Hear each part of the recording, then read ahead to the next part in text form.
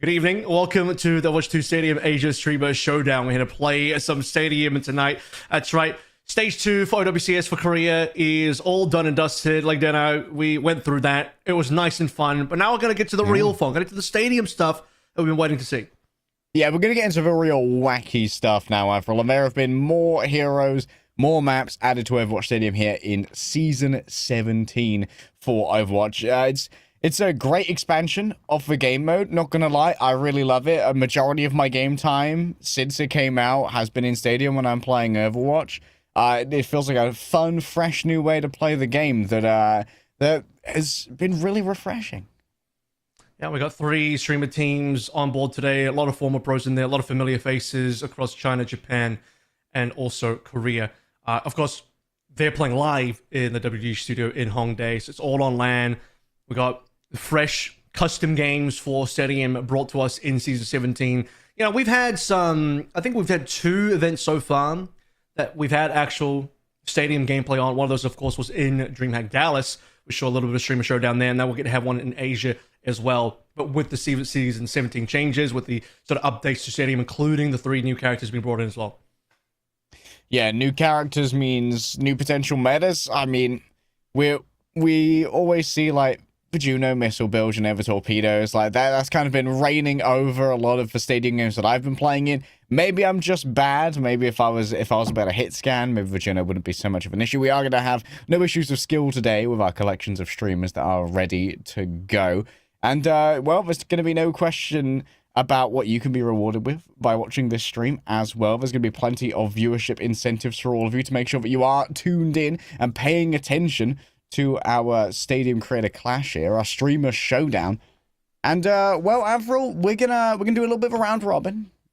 Let's have a quick look at those drops that I just brought up so that everyone's on the same page about what can be added to your inventory for your precious hours spent watching the Streamer Showdown. That's right. You are looking at a Stadium Showdown Selfie 2025 spray. And, Avril, the skin for the most skinned character in the game. Would that be Mercy? No, wait, it's not. It's something else. Don't worry. 3 hours, you get your Kiriko skin. We weren't going to make sure that Kiriko was going to miss out here. So, of course, we got a skin on board. We got ourselves a spray as well. So, yeah, plenty to play for. Nice little couple of incentives to earn here as well. All players on LAN, 15 players, 3 countries, a lot of familiar names. And we got like we got like 5 matches to play as well. So, like 5 Stadium games because we're going to be playing like a full round robin into a semi-final, into then the grand final as well. So 5 matches on board. Could be a pretty packed evening, I'm not going to lie to you, because some Stadium games, they can obviously last for quite a while. Mercy Rule is going to be in place. I hope we don't see it, because for Mercy Rule to come through, I mean, you got to be stomping the other team pretty damn hard, and we don't want to see any of that. We're hoping that the team's going to be pretty closely adjusted here. I'm seeing a lot of even current high-level talent, former high-level talent across the team, so once we see the rosters, you'll sort of get a feeling for that. But as you can see here, 5 total games, group stage round robin, 3 in there, then a semi-final, then a final. Yep, getting seeded into the grand final straight away if you come first in the round robin. Of course, the priority there will be overall Stadium wins. I believe the tiebreaker is Stadium map wins.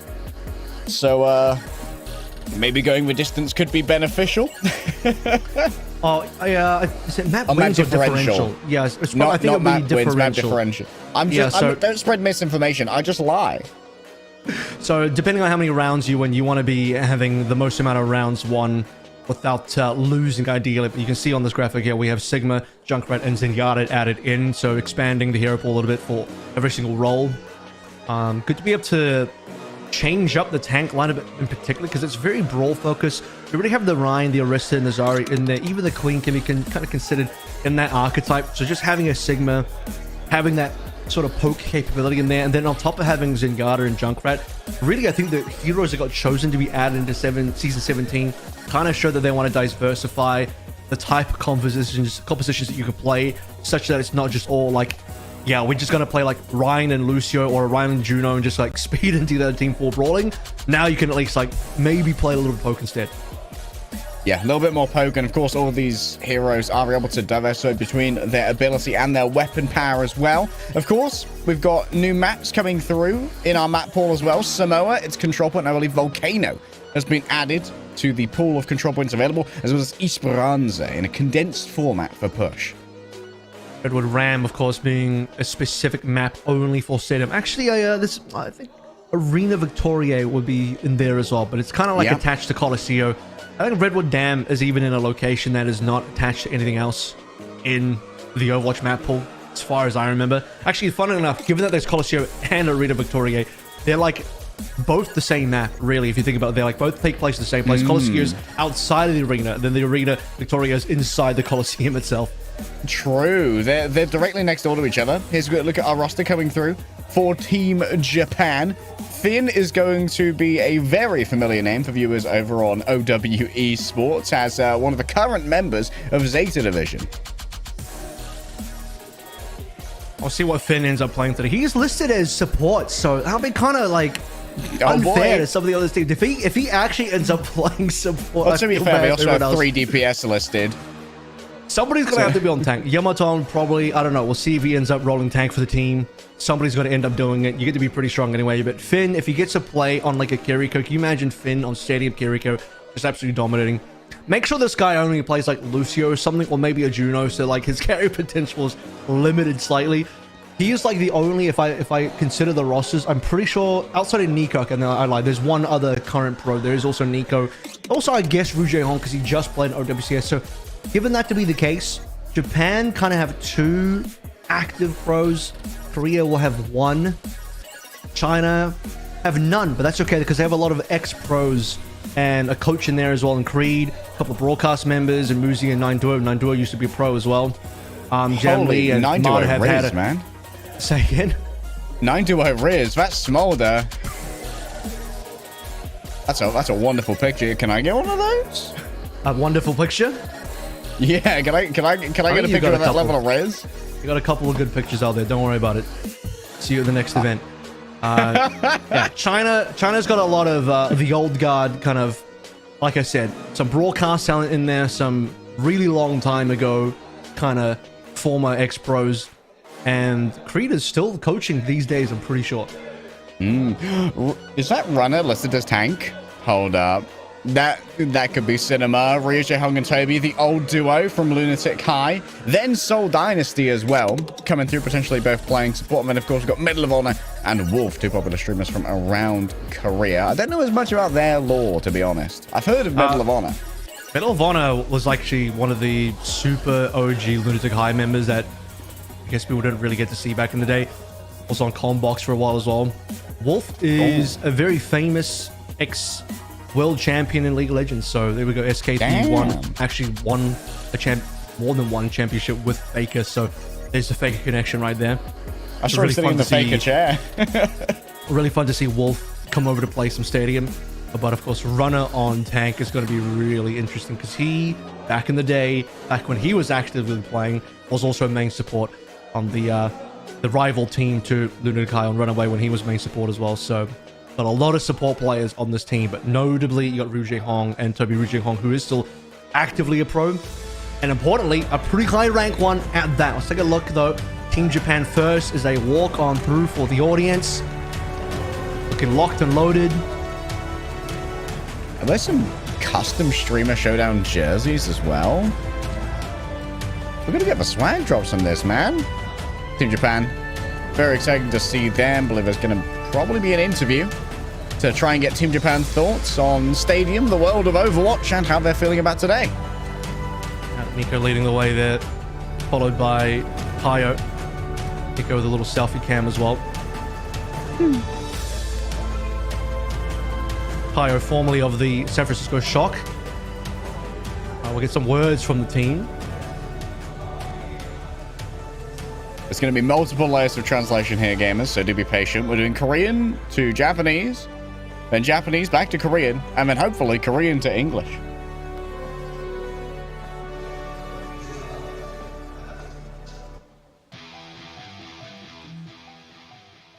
오버워치 2 스타디움 동아시아 스트리머 대전 먼저 인터뷰 진행해 보도록 하겠습니다. 1번 팀 만나볼게요. 안녕하세요. 네, 반갑습니다.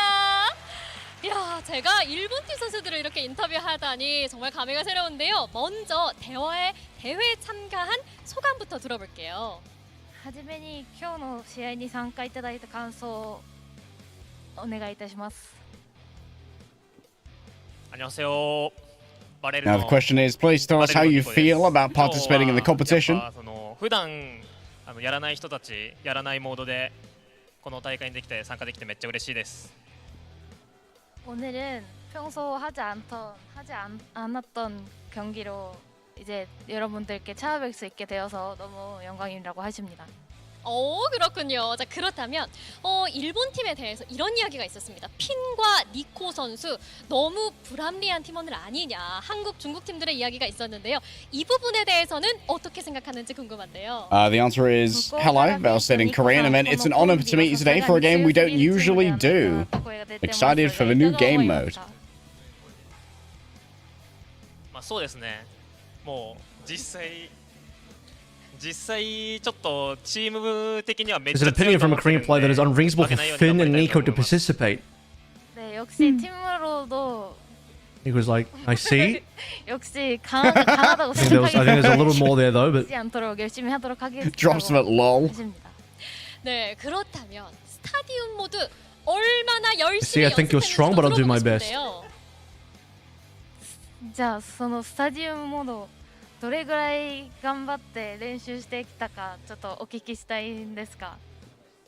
how hard did you そう practice ですね stadium ちょっ mode? と昨日初めてスタジアムプレイしたんで、まあでもそれを覆す自信はめっちゃあります。 스타디움 모드 사실 어제 처음 연습을 시작했는데 그거를 극복할 만큼 자신은 I tried it for the first time yesterday. Is the 그걸 response? 극복할 만큼 그만큼의 Bro's gonna be 자신이 있다라고 very quick when it 말씀하셨습니다. comes to getting those builds down. 가장 Maybe doing some example builds, you know? 문제되는 있을지도 궁금한데요. Me when I lie, I don't know if that's gonna be true. It might be. It might be, but this will definitely be the person spending all 60 seconds in the buying rounds to figure out what each thing does. If that's He's the case. window shopping, you know, he's browsing. So who's the most threatening opposing player? He says ryujehong of the Korean team is the most threatening. 네, 그렇다고 I'd be worried 합니다. about that 자, Anish 그리고 headshot 마지막 perk on 오늘 guard. 경기에 대한 각오 한마디씩 들어보도록 하겠습니다. 最後に覚悟の一言お願いいたします。絶対勝ちます。 절대로 이기겠습니다. Next question is, please tell us about your thoughts on today's game. And the answer comes through quickly. I will definitely win. 무대 아래로 잠시 내려가 주시면 감사하겠습니다. 감사합니다.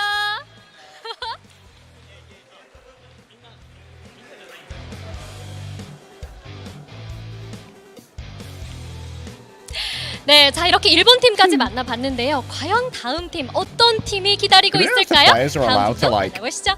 Open up a browser tab on their PCs with the stadium builds. Okay, next team coming through. This is going to be Team China walking down. It's a really fun custom jersey for themselves as well. Some oldest brothers in there. To be fair, again, this is the old man squad. A lot of super old former pros. No current pros in the team. At least one current coach though. The miraculous youngster heads. They're thriving, seeing Creed. My Creed. Yeah, they know. If you ever watch the miraculous youngster game live, congratulations. Come and claim your pension with Avril and I. Jamlee up in front. Standing next to 9 Door asking the questions here. Or answering the questions rather. Reverse interview in a reverse card. 멋지게 유니폼을 입고 돌아왔습니다. 중국팀 만나볼게요. 안녕하세요. 네, 반갑습니다. 자, 먼저 대회에 참가한 소감부터 들어볼게요.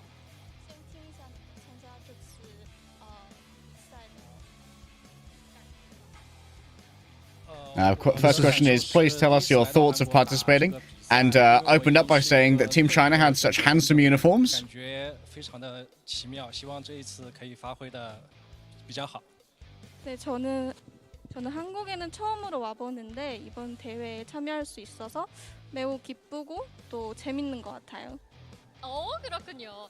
그리고 중국 팀의 경우에는 정말 연습도 철저하게 해왔다라고 제가 들었습니다. 어제 스크림도 열심히 하고 경기장 문 닫기 전까지도 계속 게임 돌렸다고 하는데요. 얼마나 연습을 많이 하신 건가요? Jamlee says, "This is my first time in Korea. I'm very happy to participate in such a unique competition." Certainly is pretty unique. Next question is, I heard you practiced very hard. I heard you practiced until late yesterday too. We saw at the beginning that everyone had their PCs set up at the front in their little team areas. So maybe deep into the night here at WDG Hongdae. 정말 긴 시간을 걸려서 연습을 했고요. 그리고 저는 저의 팀원들과 함께 이번 경기에서도 잘할 수 있을 것 같다고 생각합니다. 그렇군요. And I do say we had a lot of time, so we used it all for practice. So I'm confident we'll win. 과연 어떤 것일지 들어보고 싶은데요.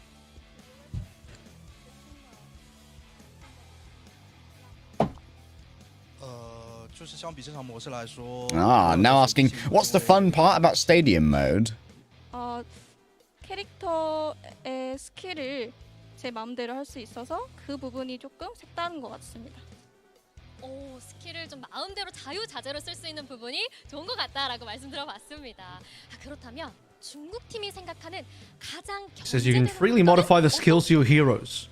Whoa, bro's reading the marketing copy. I like doing a Biddly Power Ryan.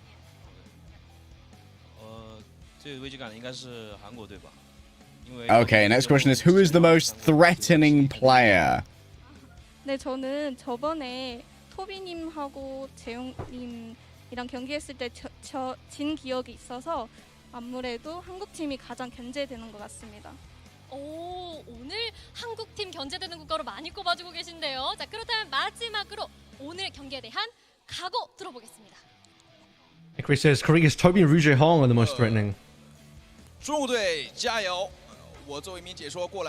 I mean, both Anna and Lucio are in the roster. Could see an old classic. Could see with classic Tobi Mercy. Wouldn't that be a throwback? And finally, some comments from Muzi for today's game, and he says, "Go China." I think a couple extra words in there as well. 좋은 경기를 보여드리겠습니다. 네, 이렇게 파이팅 넘치는 중국팀 인터뷰는 여기서 마무리해보도록 I've been commentating for a long time, but today I'll show you a good performance as a player. 잠시 무대 아래로 내려가 주시면 감사하겠습니다. Next stream is Showdown, Avril. You and I dominate. 팀을 만나볼 차례죠. Closing words, this was an interview with a Chinese team fighting. And here we are for our last team coming out is, of course, going to be Team Korea in their hometown.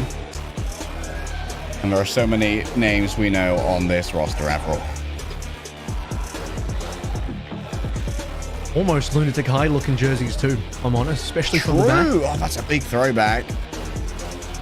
Good eye. Can't believe Runner would betray everyone like this, but that's fine. Wolf didn't bother, I'll unfortunately. imagine his one is pink. I'll just pretend his one's pink. Wolf didn't get the moment, but that's fine. It's okay. Runner will stoke our nostalgia by finding a ceiling panel to absolutely quick melee.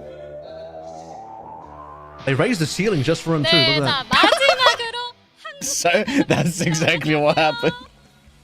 Give me the building of a taller ceiling, Runner might come in here. 알겠습니다. 자, 먼저 명훈님부터 여쭤볼게요. 대회에 참가한 소감부터 들어볼까요? 정말 오랜만에 뭔가 대회장에 오는 것 같은데 옛날에 좀 감각을 되살려서 오늘 열심히 한번 해보도록 하겠습니다. 파이팅! Okay, first question is, please tell us about the experience participating in the Medal of Honor.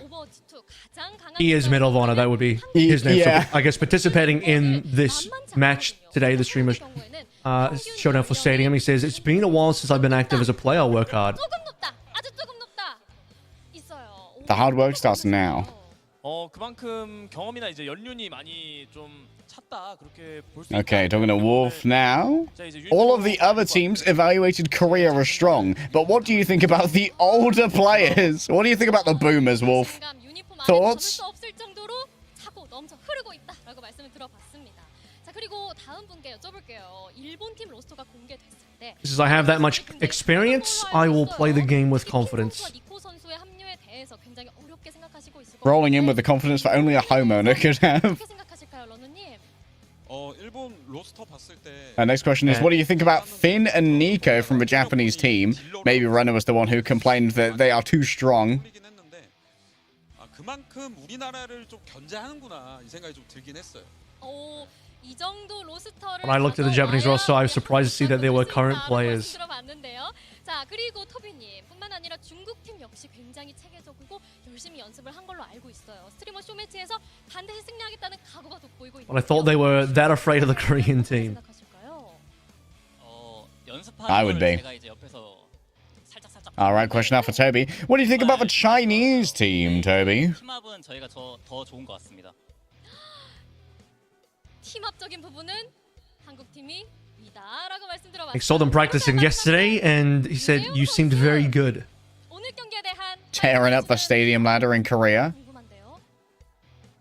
He says we have better teamwork. 한중의 전인 만큼 저희가 한국의 위상을 올려보도록 하겠습니다. All right, finally for ryujehong. What is your determination for today's competition? 한국팀 화이팅 넘치는 인터뷰까지 마무리해 보도록 하겠습니다. 이렇게 세 팀 모두 인터뷰를 진행해 봤는데요. 각 팀들 모두 쟁쟁한 만큼 오늘 과연 어떤 팀이 트로피를 가져갈지 기대해 보셔도 될 것 같습니다. 그렇다면 이어서 오늘의 대진표 He 만나보시죠. says I'll tell you the status of the Korean team fighting. The first match is going to be Japan versus China. Korea, Japan following, then Korea, China to end things up with. And then, of course, after that, we'll have the second place team against the third place team. And the winner of that will go up against the first place team. Of course, the placements will be done based off who actually wins these matches. It's a round robin between the three teams. And if there are tiebreakers, as mentioned earlier, we'll be looking at map differential or round differential, I should probably say, between how the games pan out. So obviously you want to have the highest amount of rounds won in your particular stadium matches with the least amount of rounds lost. I wonder how Mercy Rule ends up affecting that, because you'll only have one. I guess if you win 3-0, that's probably better than a 4-0, but at the same time, if you win a 4-0, that's like one extra round win that you actually get. So maybe you don't want to win too hard. Where you throw away some cash so that you can get a 4-0.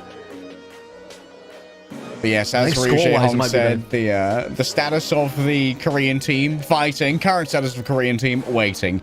We're going to see them play twice in a row after this. Japan vs. Korea is going to be an interesting matchup in terms of our power levels to begin with, given that, as was pointed out, Japan do have current pros on their roster. And if Finn's playing support today, that could be a real ace in the hole. They really should have made him play tank. They should have forced Finn to be on tank. just to you know, balance things out a little bit. Although we'll see, China practice super hard. Maybe they practice the most. That'll be the difference maker at the end of the day. This is really interesting. Like I said, this is our, I believe, the third official time that we've had Stadium on a broadcast in a custom game. Previously, when those were custom games, those were like really custom games, because you couldn't actually make a private lobby yet. Now, season 17, you can actually make a private game in Stadium, and you can even change up the settings and whatnot. And gather your friends, I guess, have a pug. We'll figure out in future as the Stadium moves along and we get more potential custom Stadium going, see what works the best in terms of rule set. I do think, though, I'll say this right now, probably for custom Stadium games, no Mercy Rule probably to me sounds the best. I want to see all four, even if it's a 4-0, I want to see all four of them play out. I agree. I think all 4 rounds would definitely give us the most insight. Of course, in Stadium, it can be a little bit harder for teams to try and turn things around when the economic deficit gets a little bit much, but I've seen it happen. It's happened to me many a time in Stadium, but I am a professional bag dropper. I do like to give those bounties away, I'm sure. Yeah. Losing team also gets, they also get like a credit bonus. If you're losing, you'll notice that like you'll get like certain percentage extra credits for all the things that give you credits if you are losing. So there is that.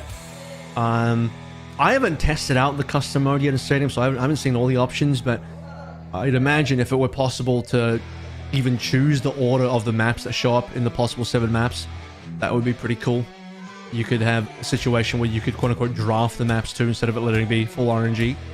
True. I do believe, though, today, I'm pretty sure we are just playing like the most default of the Stadium possible, which means Mercy Rules on. Pretty sure all the maps are going to be random as well, so just have to kind of adapt as you move along. I don't think there's any huge amount of differences as far as the maps come on that will like impact things. They all seem pretty standard in terms of the strengths of how they'll play out, you know? Yeah. At the end of the day, Overwatch is Overwatch, right? Although, admittedly, it's worth noting that Finn, as an alumni of San Francisco Shock, they used to be Control merchants. And I think technically Control is the most populous map mode in stadiums. So there's a world where that could definitely come into play. Yeah, 5 of them, yeah. I could see a world where being real good at Control by having a very fraggy support like Finn could be a big advantage. They also do go by pretty quick as far as the percentage points goes, so you'll notice that. I'm sure everyone's played Stadium by now, but for those that might not have, for some reason that may not have, you'll notice that the maps go by pretty damn quick individually per round. Of course, there's Clash in there as well, which doesn't exist in the regular competitive ranked rotation anymore. But a very condensed version of Clash, which I think actually makes it a pretty good time. Most of the Clash issues to me were on the outside 2 points, so when you condense it to the middle 3, it actually feels pretty good. Yeah, I'd agree. I think that it's a superior format of Clash. I don't know what it says that I'm like, okay, the shorter version of Clash, much better. But I'd agree that like the outside points were they could be problematic areas. The middle and insides tend to be pretty good for these battles, and I think they have a very fair chance of both being converted upon by a pushing team and being turned around by a defensive one.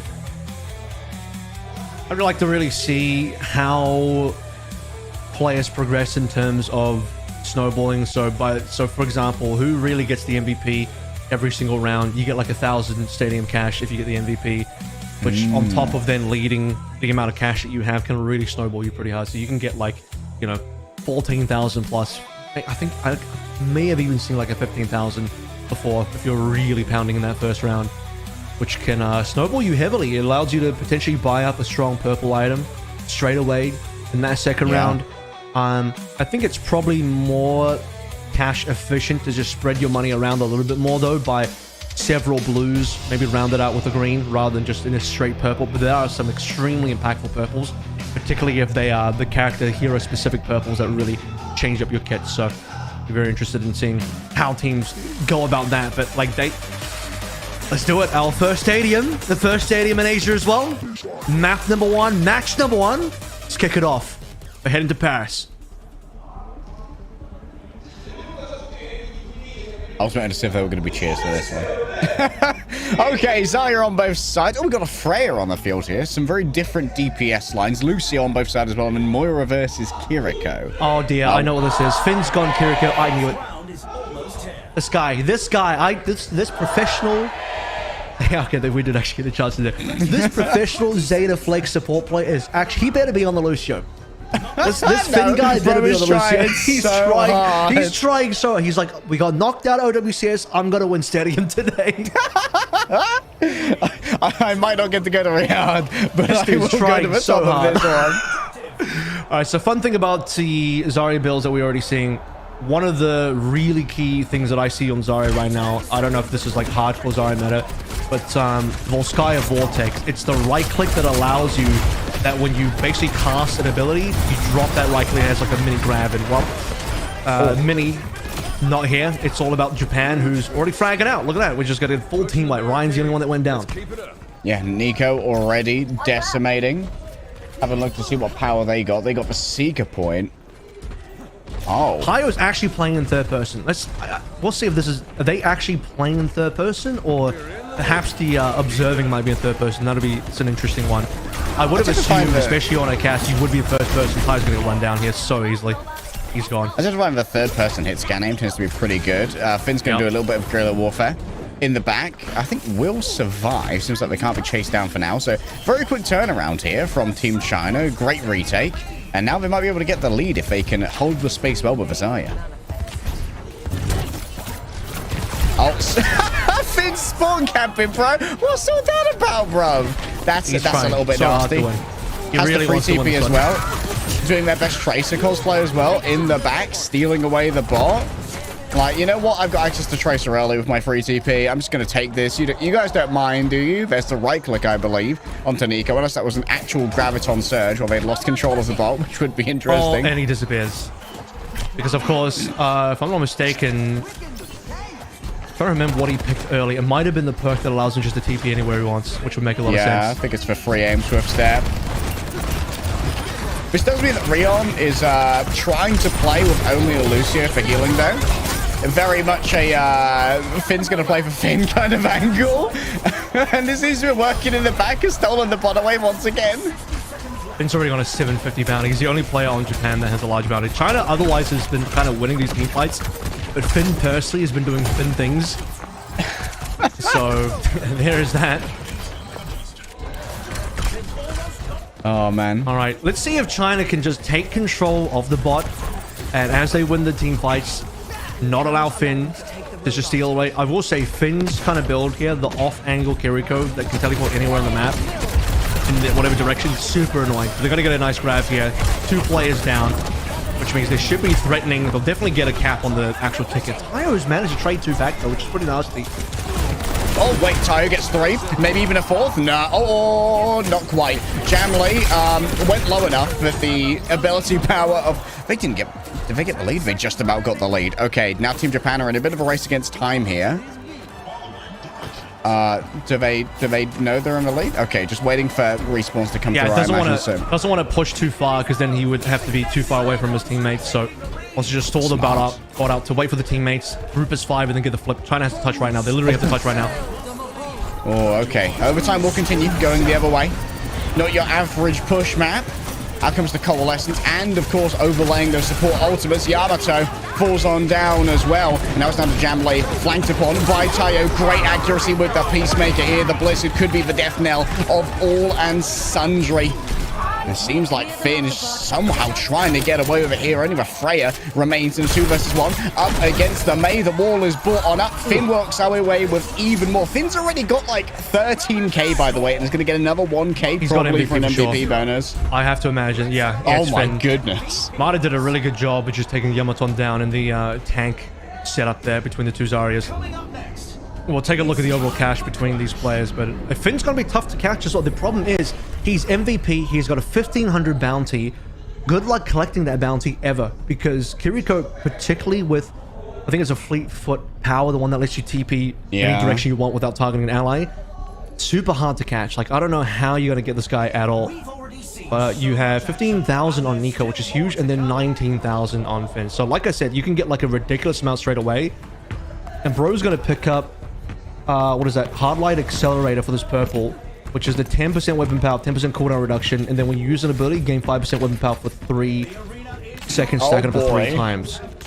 Whereas on the other side, your richest member is going to end up being MADA, who got MVP, but only at 14,000. So everyone on the side of China's had to be a little bit more frugal with what they can pick up. Just a bunch of blues. The fact that you start with 19,000 for Finn means you get an easy purple and you get the round out blues. This guy might not die the entire series. It's going to be that hard to get the kill. It's going to be real difficult. And with that 15% cooldown reduction as well, so much easier to get away. So much easier to get that Suzu back. Freya is also quietly scaling at the moment as well. Okay. Sometimes you get what you deserve, I'm not going to lie. 9-2 with an instant dink. You like to see that. You like to see it if you're 9-2, punishing Finn, going for the full try-hard. And as a team, China, look, the practice is coming on through to get that first pick. Get the full cleanup as a team collected. I think there were only 2 bounties online, but the most important one being Finn. First cap going the way of China, and you only need 2 points here. You just got to get the first cap and the second cap, and then you're done. Or if you get the first cap, and you lose the second one, you just defend mid. And that's like not a bad call as well. Have to look into Muzi's build in our next break here to see if they're scaling towards weapon or ability power. I assume they're probably going down an orb build. That's a great isolation here onto the Zarya. Rion never saw it coming. The wall was brought up behind them, and now Tayo's really got to get some value on the off angle, going after these supports, taking them rather low. The cleanup, can it come through from the remainder of Team Japan? They've got to crunch on in. Muzi's the first to fall on down. Nico getting frisky around the edges, and it's going to be a full-on disengage here from Team China, but still Japan have to give up the space to start getting captured. You see that like little right click mini Zarya grab coming on through as well. as part of MADA's build. MADA, who's taken down Ryan a number of times. So on a team level, China has just been ahead. Go for that second point now. No tank on the side of Japan. It's going to be 4v5. See if they can get bailed out with any ultimates. Tayo, that's a nice trade. Yeah, maybe a bit just being bailed out by raw aim. Still, MADA hunts them down. You've really got to worry about that Xayah when she starts to get through all of this danger. Out comes Finn with the Kitsune rush. Additional survivability. Not a chance. MADA is carving through them right now. This is a crazy Xayah gap. I'm not going to lie to you. 17.5k, a 900 bounty. MADA's getting some real value out of that right click on the quick graviton after using a bubble as well. Sheesh. I'll tell you what, there might be like 19,000 or more in terms of like personal net worth on Finn, as Nico and Muzi will actually clean up the MVPs this time around, not even MADA. But when you actually looked at the total team cash on the side of China, they were ahead by about 4k. Damn. So team-wise, they had more money spread out just by a reasonable amount, just, you know, a fair amount. And Japan, it was just like all on one player. So all the cash on a singular player who's still on. He's still got 27,000, by the way. And now he's going to get the clone as well. So it's going to be a combination of Swift Step. You can be used in any direction you want with no target. And then you get to clone, you get to put out a clone at the same time as using Swift Step. So he's going to be super annoying, super hard to kill. Weapon damage as well coming on through, which will also increase his healing. I don't even know if he's spending that much time healing. I think if you're Finn, you're just trying to deal damage at this stage. And then for MADA, yeah, this is like a pre-workout. Mostly starting out with a right click for the Volskaya Vortex, and then he's got the pre-workout for the lifesteal. Yeah. So kind of not double downing on damage. I was thinking maybe he's looking for a bit of a right click build, because there is the particle accelerator, which is the getting 50% attack speed for the right click after using the ability. So there is that as well, but he's not going to fully lean into the right click just yet. Yeah, on the other side, Muzi is going for more of an orb build. So the orb merchant is indeed going to be throwing out those circles of hither and thither. Let's have a quick Really look as we nasty. roll. Really nasty when you can get the slow and the heal reduction combined with that as well. So it just becomes an AoE slow and AoE heal reduction. And the fun thing about this Esperanza that they made it, because of where the spawn locations are, most teams will go and fight for this early mega in the middle and take the high ground straight away. Yeah. Playing for that high ground can be everything. Wait, we've got a double flank coming through here from both the Freya and the Kiri. There's a lot of damage that can come from behind, but when it comes to fighting up close, China just have such a big death ball advantage. It's an aggressive TP, comes in with the clone, and able to connect for now. Indeed, the clone will be going down to 9 duo. He's absolutely nasty with these right clicks, by the way. Keeps hitting with things. That's what opened up the previous match. Jamlee now taking down Ryan. Ryan, who's just had a real struggle bus over. He's about 5k behind MADA at this point. Does get taken down. The bounty cleaned up by Finn. That's just going to make Finn even more rich. We'll tie her onto Jamlee as well. Korea's, or rather Japan's going to get their first fight win in a while, because they didn't really get anything done in front of Anubis. With a begrudging sigh, Finn does begin healing. Keeps Tayo alive for a second longer, allowing him to pick up 2 bandits of their own. The entire China bounty board has now been cleared, which is going to give a significant boost to the overall economy of Japan. Well, they were 5k down, and now they're 3k ahead, and they still have the 5% boost from being formally down. So I do wonder, I think that 5% boost does last the entire way through. So now they get to be ahead plus 5% boost, which is pretty nasty. Kitsune now early and 9 door down. All right, trying to isolate that Xayah. One of the bubbles to burn. There's not much to be done there after the right click ends that unceremonious rain for now. And Vince is going to try and chase down this Lucio. You think you're fast? Guess what? I can just teleport wherever I want now. I do wonder if you're Muzi, especially in that previous fight, maybe it's just better to like live and keep your bounty alive. You're a Moira anyway, very easy to disengage. You know you got to bounty yourself. Just kind of like leave. We're losing the fight. I'm just going to bounce to make sure I live. First cap's going to come through from Japan now. Bounty once again for our 2 support players, but most notably Finn, who's on 33k. He really wants revenge on 9 duo. He's getting it. Gets dinked early. Finn will remember that. And 9 duo certainly being made to remember their sins. Still more progress being made here by the push bot as it approaches the end of Esperanza. 40 seconds to play through as well. And you're not going to get far enough in any of the pushes available based on distance or time that you can snowball heavily enough. You can always come back at any stage. Running away for a moment. Jamlee in the sights. Can they overwhelm you? Bet that they can. MADA can't survive for long. Finn is just on a mad one right now. 35k? Touch the spawn door challenge complete. Get this man on Orisa right now. And grab a spawn. It's brutal. Oh, here comes the Soldier Ultimate. Ah, there's no space to work with, though. Oh, what a grab. What a performance. Yeah, this stage is going to get really disgusting for Finn. Of course, he gets the 1,000 as well. He's on 41 now. Jesus, this guy's he's gonna basically finish his entire build by the time we get to maybe round 5. I think even in the next round, he's about to finish his entire build. So take another gander at what he's about to have on. The only real difference here in terms of a good win is MADA has been significantly ahead of Ryan, not just like in terms of money, but individually as well. It's kind of taking them down plenty of times. That gap's even closed down to 3k now, and Finn is, of course, the giant difference maker. He's already got on, what is that, 3 purples now. Yeah. Picked up a booster jets for 20% attack speed. POV, you managed to beat the Yashimoto clan, and you took their cash. On the other side, Nebula Conduit as well. Yeah, for Yamato, it's all ability power, just focusing in on that healing, while Finn is, of course, going to be flanking away. You've got to be able to try and keep that Zarya up. There's a lot of Phantasmic Fluxes I see on board, which is the first item for MADA and Creed. That's that survival item that kind of just gives you a little bit of everything. Some weapon power, some ability power, some lifesteal, and everything else. And overheal on the lifesteal, so just a generally nice overall item. So, yeah, this is now, like I said, shutting down Finn earlier on was going to be a challenge. 9 Duos managed to just dink him down twice in a row. See if that ends up happening more, because it's going to be more difficult. Now that he has clones, it will be tougher. And as his HP increases, if he gets more cooldown reduction, he's got more TPs, it's just going to get rough, because they don't really have a lot of burst damage on China's side. They don't have, like, the Freya, they don't have the cast, just to, like, get a nice headshot. It's really going to come down to 9 Duos, mate. Oh, what? No, okay, well, I keep no, that's the clone. Never mind. That's the clone. We've been friends, and now Jamlee, nothing personnel, kid. You fell for my tricks. The Fox's cunning, overwhelming. MADA seems like they're surrounded on all sides. Once again, it's the Kiriko clone. It's the first to grab on through here, and there's Finn in the back. Brand new clone just dropped, by the way. Cooldown reduction is a little bit disgusting. Brand new clone, brand new me, and guess what? The clone can heal. I've got damage to do. Look at his attack speed. It's just gross. He just picked up the purple attack speed. Now he's just flinging kunais down range. You can TP anywhere on the map. It's very easy to get baited by the clones as well, because here's the thing. If you play aggressive, the clones just look kind of real. And there's no reason not to kill the clones, so you always will. Meanwhile, but you gotta worry about the real Finn.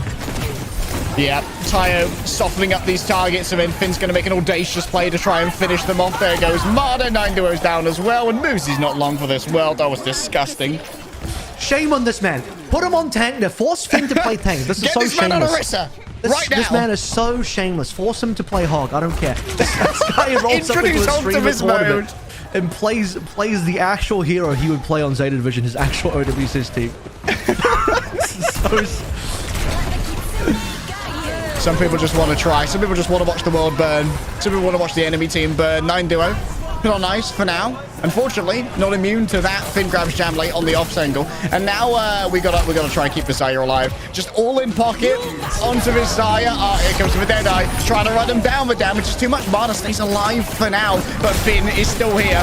Oh my goodness, the terror themselves. He's coming for you in the night. This guy, look at him. My therapist told me that the Finn Kiriko in Streamer Showdown was not real. My therapist lied. I demand China is allowed to make an emergency substitution, and they can put Leave on their roster right now to play Genji. That's how we even up the odds. That's how we even up the odds.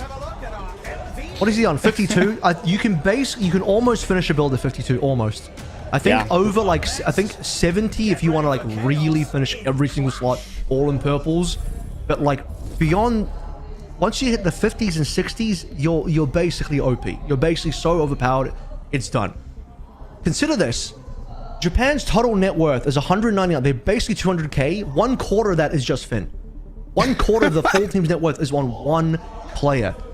Bro's now picked up King Kunai. Critical hits decrease active ability cooldowns by 15 to refund 3 ammo.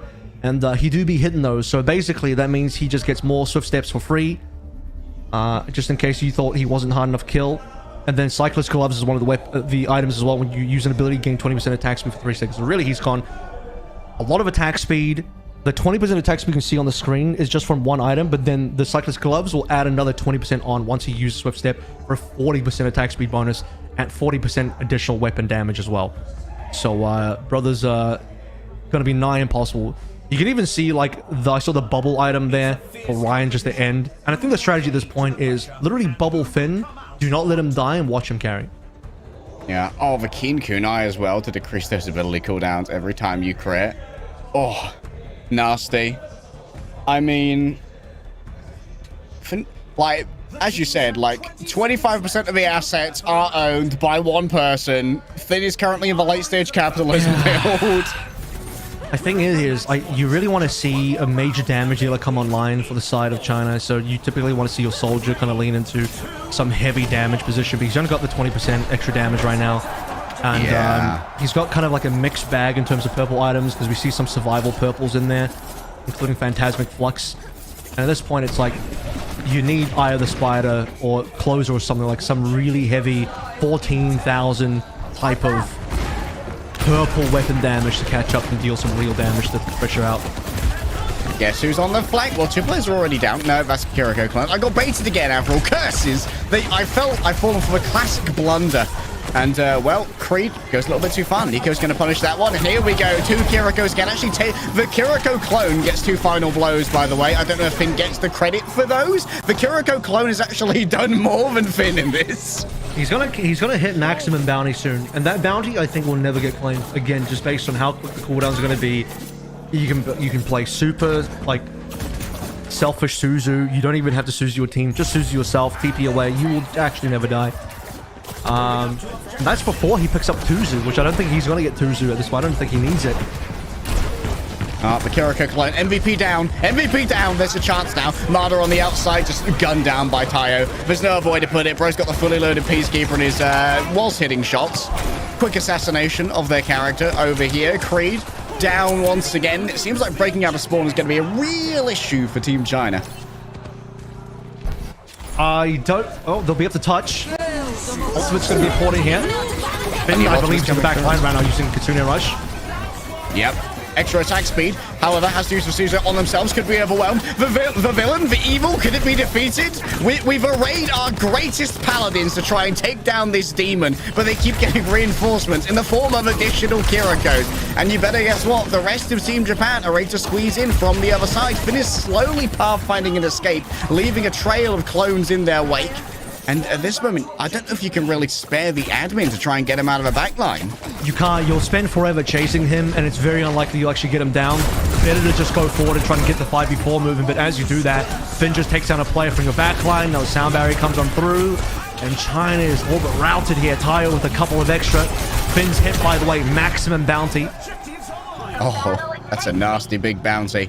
I don't know if Team China are even going to be able to get back in time. Finn's going to be running interference, of course, trying to intercede on any of these forward momentums. Tayo on the same angle, around the outside, ready for a flashbang. Jamlee's running a gauntlet, baby! He's got his legs out. Finn, noted, going into this wall. Can they get Finn? Can they get Finn? Can the evil be slain? The answer is, of course, no. There's the backup coming through from Team Japan. And that is going to be a all-in victory. Put this man on a wrestle right now. Force this man to play Lucio right now. Get him aura body.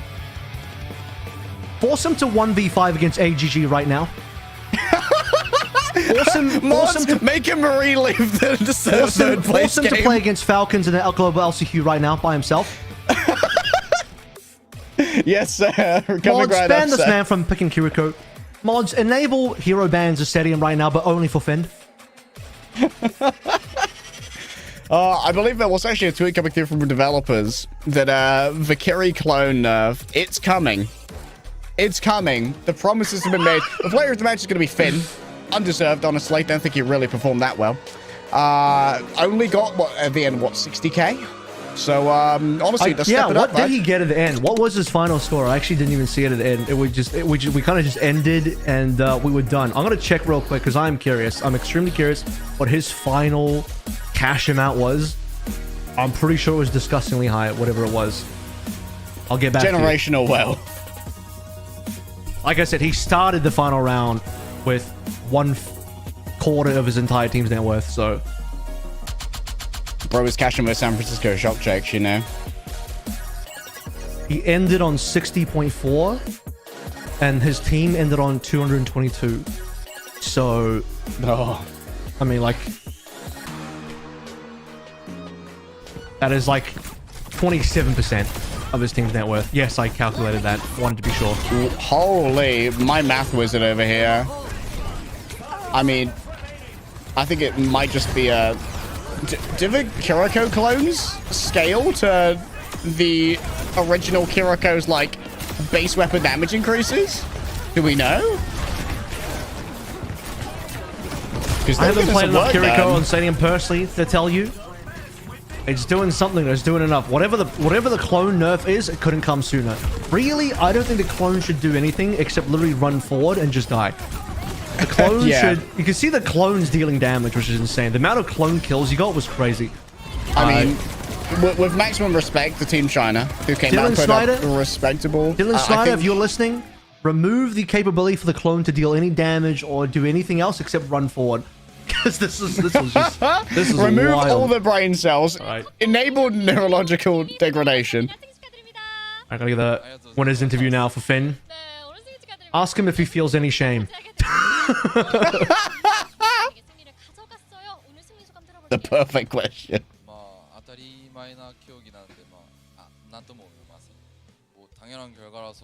The first question is, congratulations. How do you feel about your victory? Hopefully the answer is shameful.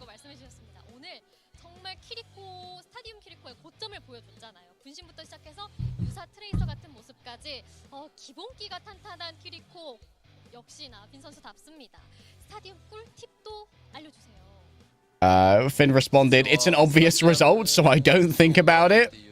We're just rolling it down on Kiriko, you know?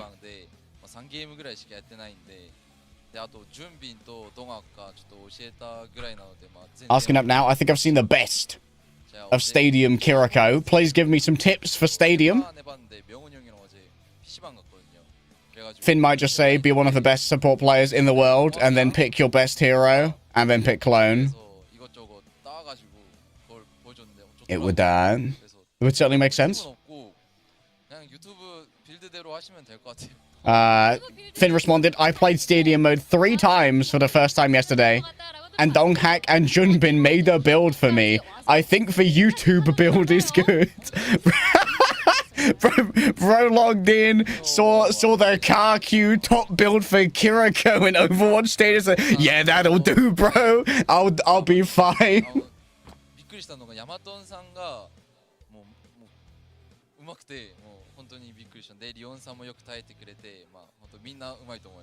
Next question is, what do you think about Nico and Tayo?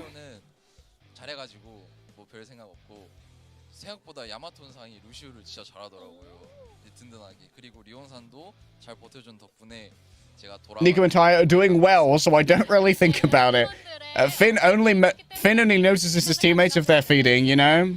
You're doing a good job. I will give you one high five and some earnest eye contact and say good job. Lucio was really good, is the other comment here. Lots of appreciation for the solo healer for Team Japan. They're putting up some numbers there with the aura.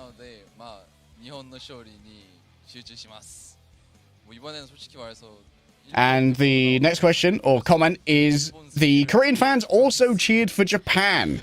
So a word to the fans.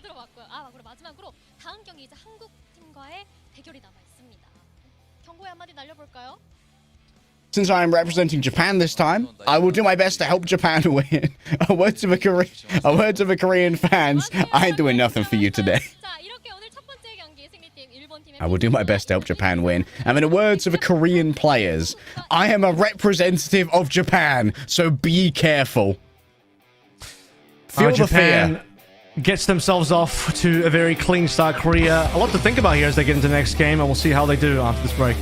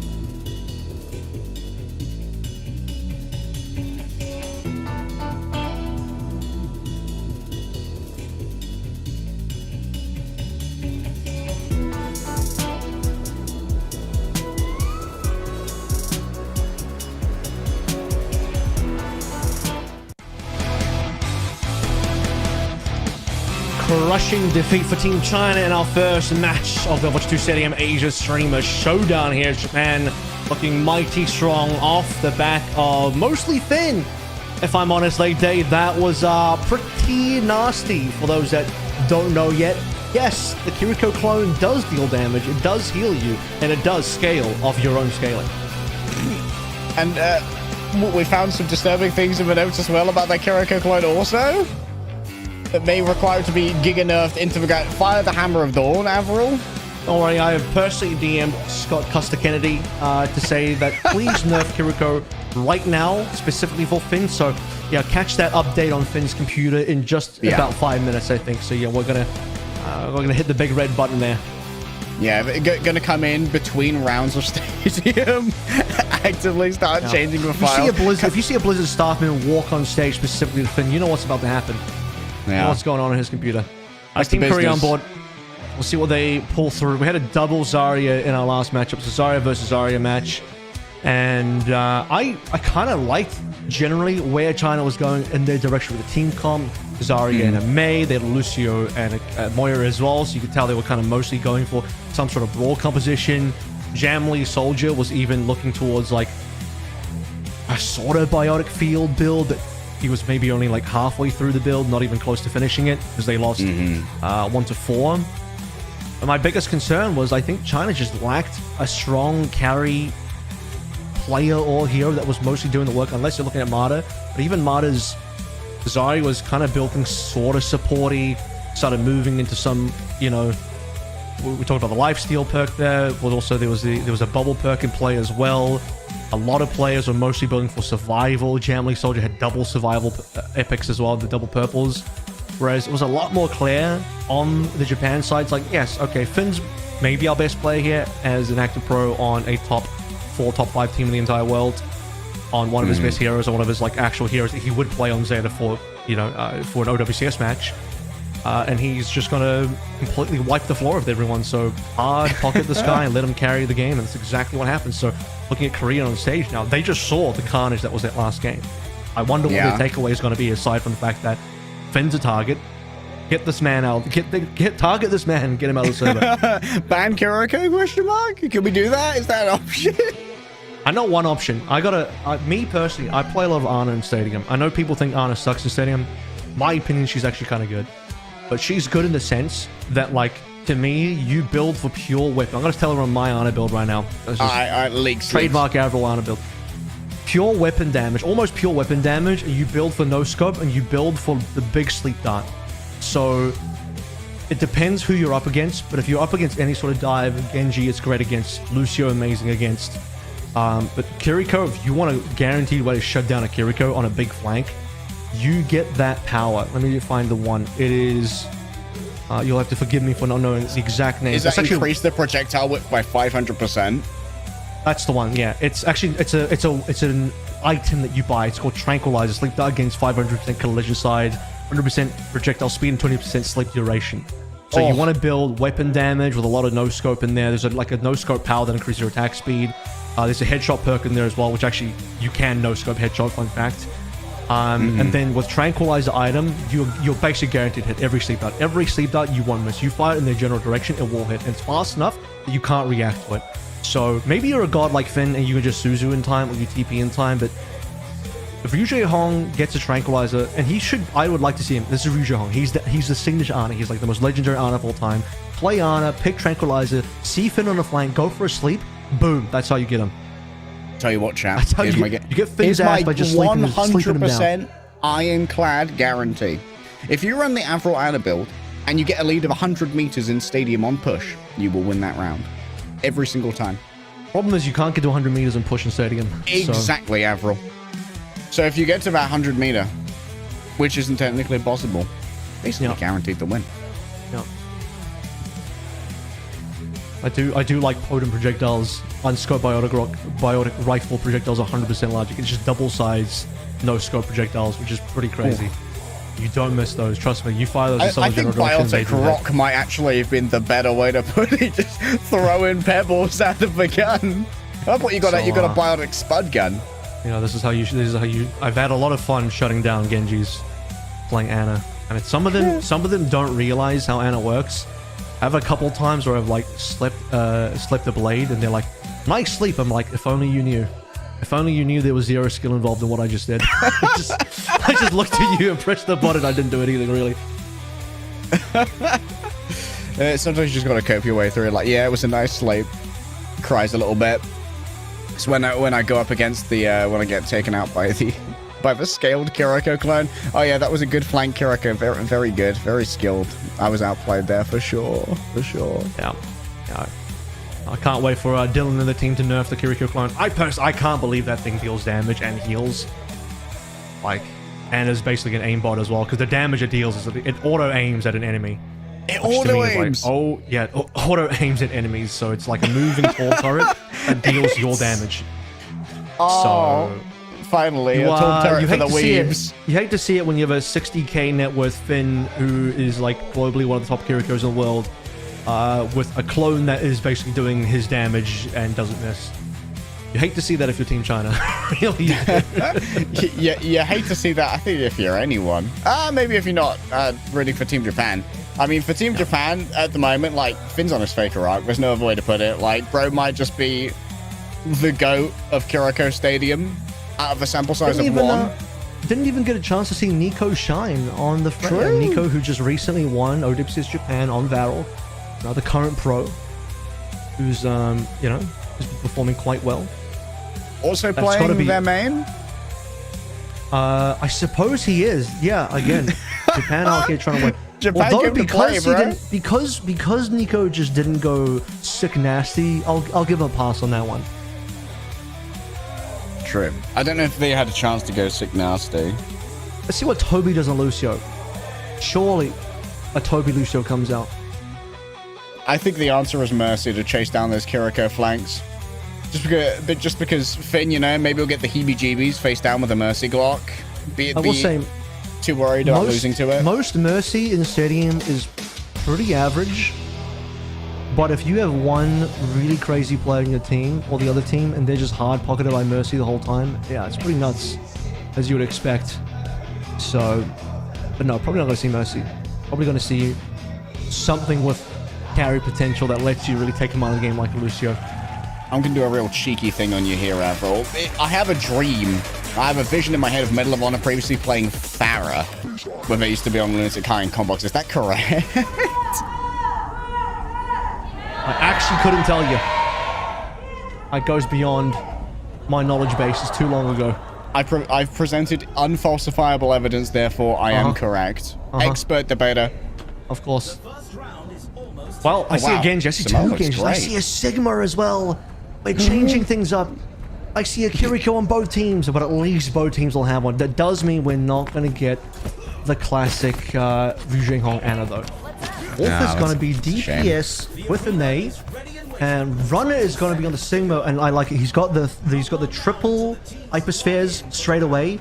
I personally think for a Sigma, right now the accretion build looks really nice. There's a particular power that lets you decrease accretion cooldown if you hit it direct on the hypersphere. If you have 3 hyperspheres, you can decrease it 3 times.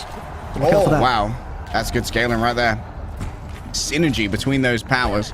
Ryan's just going to be sticking to what they were playing previously. However, it seems like for now it's going to be more of a consolidated angle here from Team Japan. We don't have Finn going too buck wild yet, and then TP's into the hole. Just bouncing with your friends. Thankfully, there is a little jump pad in there. I do like the tire change it up though. See a little bit of Genji coming on through. Genji, to be honest with Zarya, is pretty nasty as a combo. Ryan stuck behind a wall, and then the whole Runner goes, but he's okay. Oh, here comes the old frostball. Doesn't do too much in the way of displacement at the moment, given that everyone has disengaged away from the wall already. Tayo on the El Clasico Genji. Oh, the Tayo Genji, how I've missed it. Tobi feeling a little bit less fond of what they're seeing right now. The remainder of Team Korea should be cleaned up fairly easily. The Invincible Cryo Ball will be overwhelmed eventually. And there we go. It's going to be an opener for Team Japan. I will say, if we're going to see some Runner rocks get a cheeky hit onto Finn, maybe 5 rounds down, as one way to shut him down. Also, by the way, there is that nice power that you can get where you fire the accretion through your own shield and it increases its projectile speed so fast Oh, the accelerator, yeah. Undodgeable. I don't think you can actually dodge that, so that's a guaranteed accretion hit, so watch out for that later on too. Just turn my shield into a hyper gate, a mass accelerator. Everyone loves one of those. Medal of Honor. Not going to go for their counterpart Genji for now. Instead, going after a soldier who actually purchased the extra armor survivability perk. For now, Tayo already down, moving forward to the Kitsune Rush. That's a very early usage of the Graviton Surge. Accretion to try and shut down the follow-up here, and the Blizzard as well. Onto Ryan. It's all in here from Team Korea. Good isolation onto Finn. I will not let you bully my team. I will run you down in the streets. Get ready for that May Icefall to get a lot stronger later on, a lot more annoying to deal with. Let's see, probably going to go for massive into the AP. You can go for a bit of a machine gun electric build on May, which is lots of fun, but it'll end up being some decent ability power. But Korea, not doing too badly here. 70% for Japan, obviously, but Korea is winning some team fights. Here comes Blade now. Bubble already used. There's a dash in the back as well. Not too sure who got plus. It's going to be... I think they went for... maybe trying to shut down Tayo, Medal of Honor. Also, it looks like 2 blades with no kills. The convention security made sure to check those for any actual sharp edges. Everyone was feeling nice and soft. Ryan running down Runner at this moment. Plenty of energy to work with. Runner overwhelmed. That Genji's getting real low, but it seems like Tayo's going to be able to get away into the loving arms of their healers for now. ryujehong and Tobi, the terrible twosome previously. Everyone's kind of not have to try and escape together. Throwing it Alcatraz, jailbreak, but guardsman Tayo's having none of it. Final fight territory now. Korea's pushed themselves up to a nice clean 76%. One fight away. Not too sure what the old economy looks like just yet. But in terms of who's doing a lot, we do have Nico on that soldier, 8.2. In terms of cash, in terms of net worth, it's going to be a bit of a cyber battle. Oh, it deflected! I think it might have been was it a mini grad deflected? That was a close, the actual grad unfortunately. deflected. If it's the actual, I don't think it was the actual grab because I didn't hear the voice line, but it was a nice deflect with the right click anyway. Yeah, once again, I've been baited in by the Kiriko clone. Hello. Still some guerrilla warfare going on at the back here from Team Japan. Kiriko, the clone falls down. They got Finn! MOH! Now they are hunting actively. 98%. Gonna move forward to 99. No one can touch. What a great wall and boot. Good combos from Team Korea. Yeah, I love to see that from Tobi. Well done. That's first round gone. ryujehong picking up the MVP. Nico on the opposite side. I think ryujehong might just go for... We'll see. I think there's no reason not to just go for the same build that Finn had last time, but 15k early will allow you to do quite a decent amount. So eyes on where ryujehong takes his build. As he'll be able to very much afford a purple super fast. A little change in Finn's build here from round 1. Has gone for the clone early. Both Kirikos have gone for the early clone rather than the Fleetfoot omnidirectional swift step, which was previously a big flanking tool. So it's going to be round 3 where we really see the Finn power spike and being able to do that roguish marauding in the back. It's interesting. So Medal of Honor go for Gloom Gauntlet for his first epic. 50 armor, 15 melee damage. Melee damage grants 10% move speed and restores 5% max health. So he's gone kind of for more defensive, which is quite interesting to see. He went for the Hidden Blade power as well, which is 60% melee life steal, increases quick melee by 15. So he's gone for like a real melee damage build for Genji so far. Has he got the backstab perk yet? That thing can do some real damage when the backstab starts to move through. You do need a little bit of movement speed though, given you're up against the Lucio. I don't know if your Lucio is going to be as keen to get stuck in.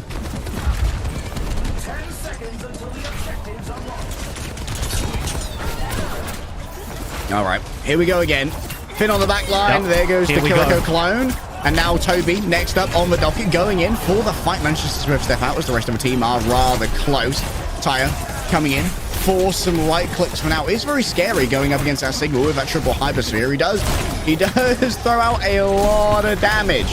But for now, everyone just surviving. Once more, it's going to be the Kiriko clones falling first. Their self-preservation can be a touch lacking, but great positioning gains here off the back of the main wall. Yeah, Runner's also got anti-MADA, which is the purple, allows him to have large explosion radius for hyperspheres, so the left click damage going to be pretty decent here. First sound barrier coming through for Korea. Want to get deep onto the back line, and Finn's just dropped down the Kitsune Rush, and he's surviving. He's dealing damage. He's doing well. That fire rate is absolutely biblical. Diabolical even. ryujehong chased down by Tayo, putting those right clicks to good use. Chases down their counterpart. There can only be one Oni here, and I am the demon of the Temple of Anubis. And he's got a 750 so far on to the bounty. So is Nico. EPSs of Japan. Really cleaning up. It's an even game in terms of 76.9 total team net worth versus 75.2. Here comes first Flux. Last time we didn't really get to see what the Flux did. This time it will get a singular catch. It's on Ryan. Should be able to bubble himself. Oh, that's a true grab there from Ryan. Able to take out the remainder of the team. Medal of Honor is going to fall by themselves. They're going to have potentially a pretty late spawn here. No, group respawn for Korea to try and match Japan on second.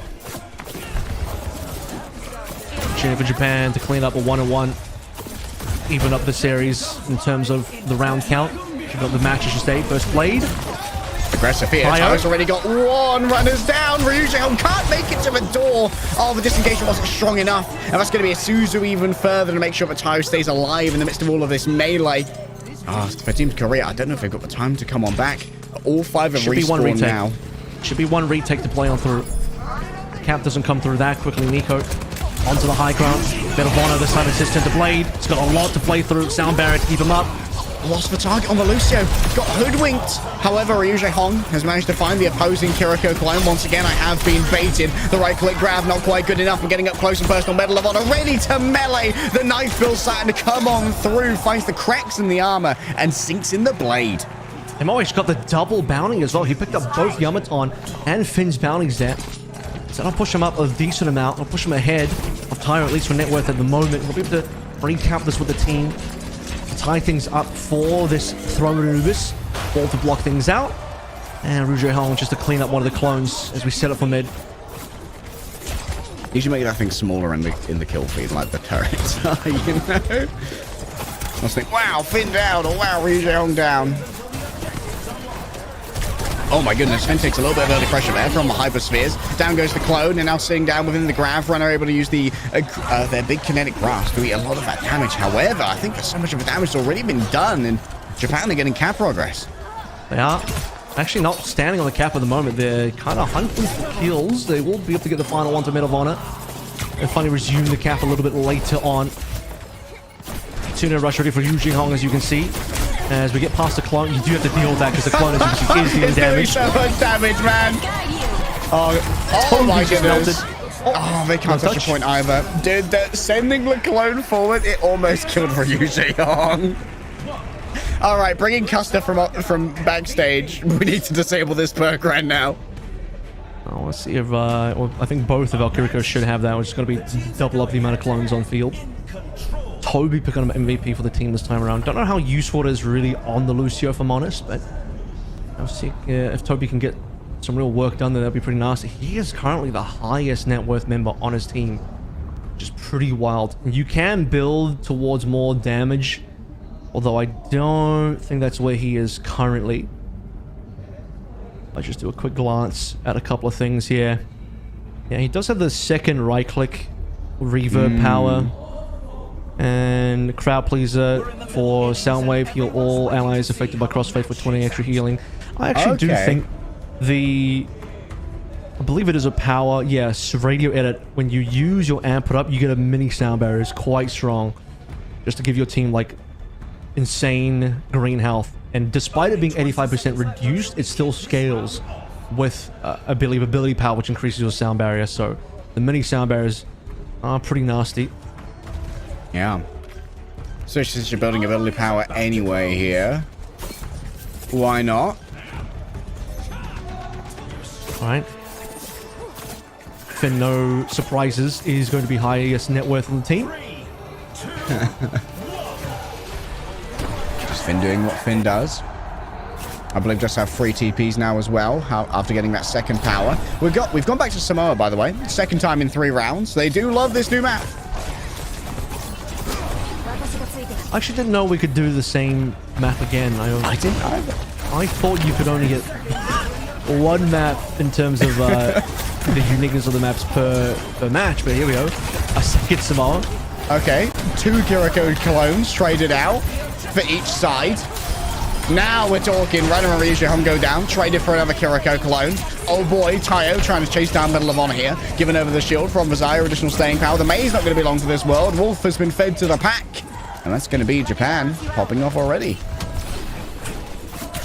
Now a little bit of spawn kills. YamatoN and ryujehong. That'll slow things down a little bit.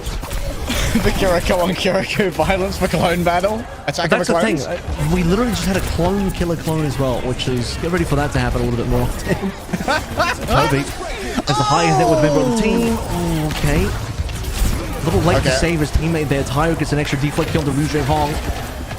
Unfortunately, the sound barrier from Tobi won't be able to save the day. Still waiting for members. Blade to come through.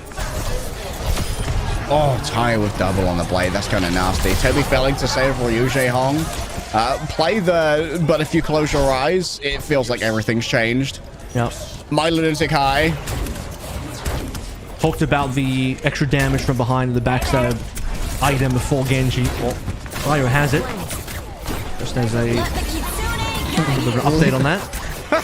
TP's to enemy spawn door. Uses Kitsune Rush. Yep, that's Finn, all right. Wolf just got the Ice Block Blizzard. A quick kill onto Nico coming through. Now Finn going to try and chase down ryujehong. Not TPing far. However, the clone is going to make this one complicated. A 2 versus 1. Who needs fair fights when you can simply have some foxes cunning? Tayo gets a quick Dragon Blade slash, I believe, off the end of a deflect event. Finishes it off with a little Tonfa. Nice. That should be it. 0%. Korea need to go for the touch right now. Blade, last one. Medal of Honor.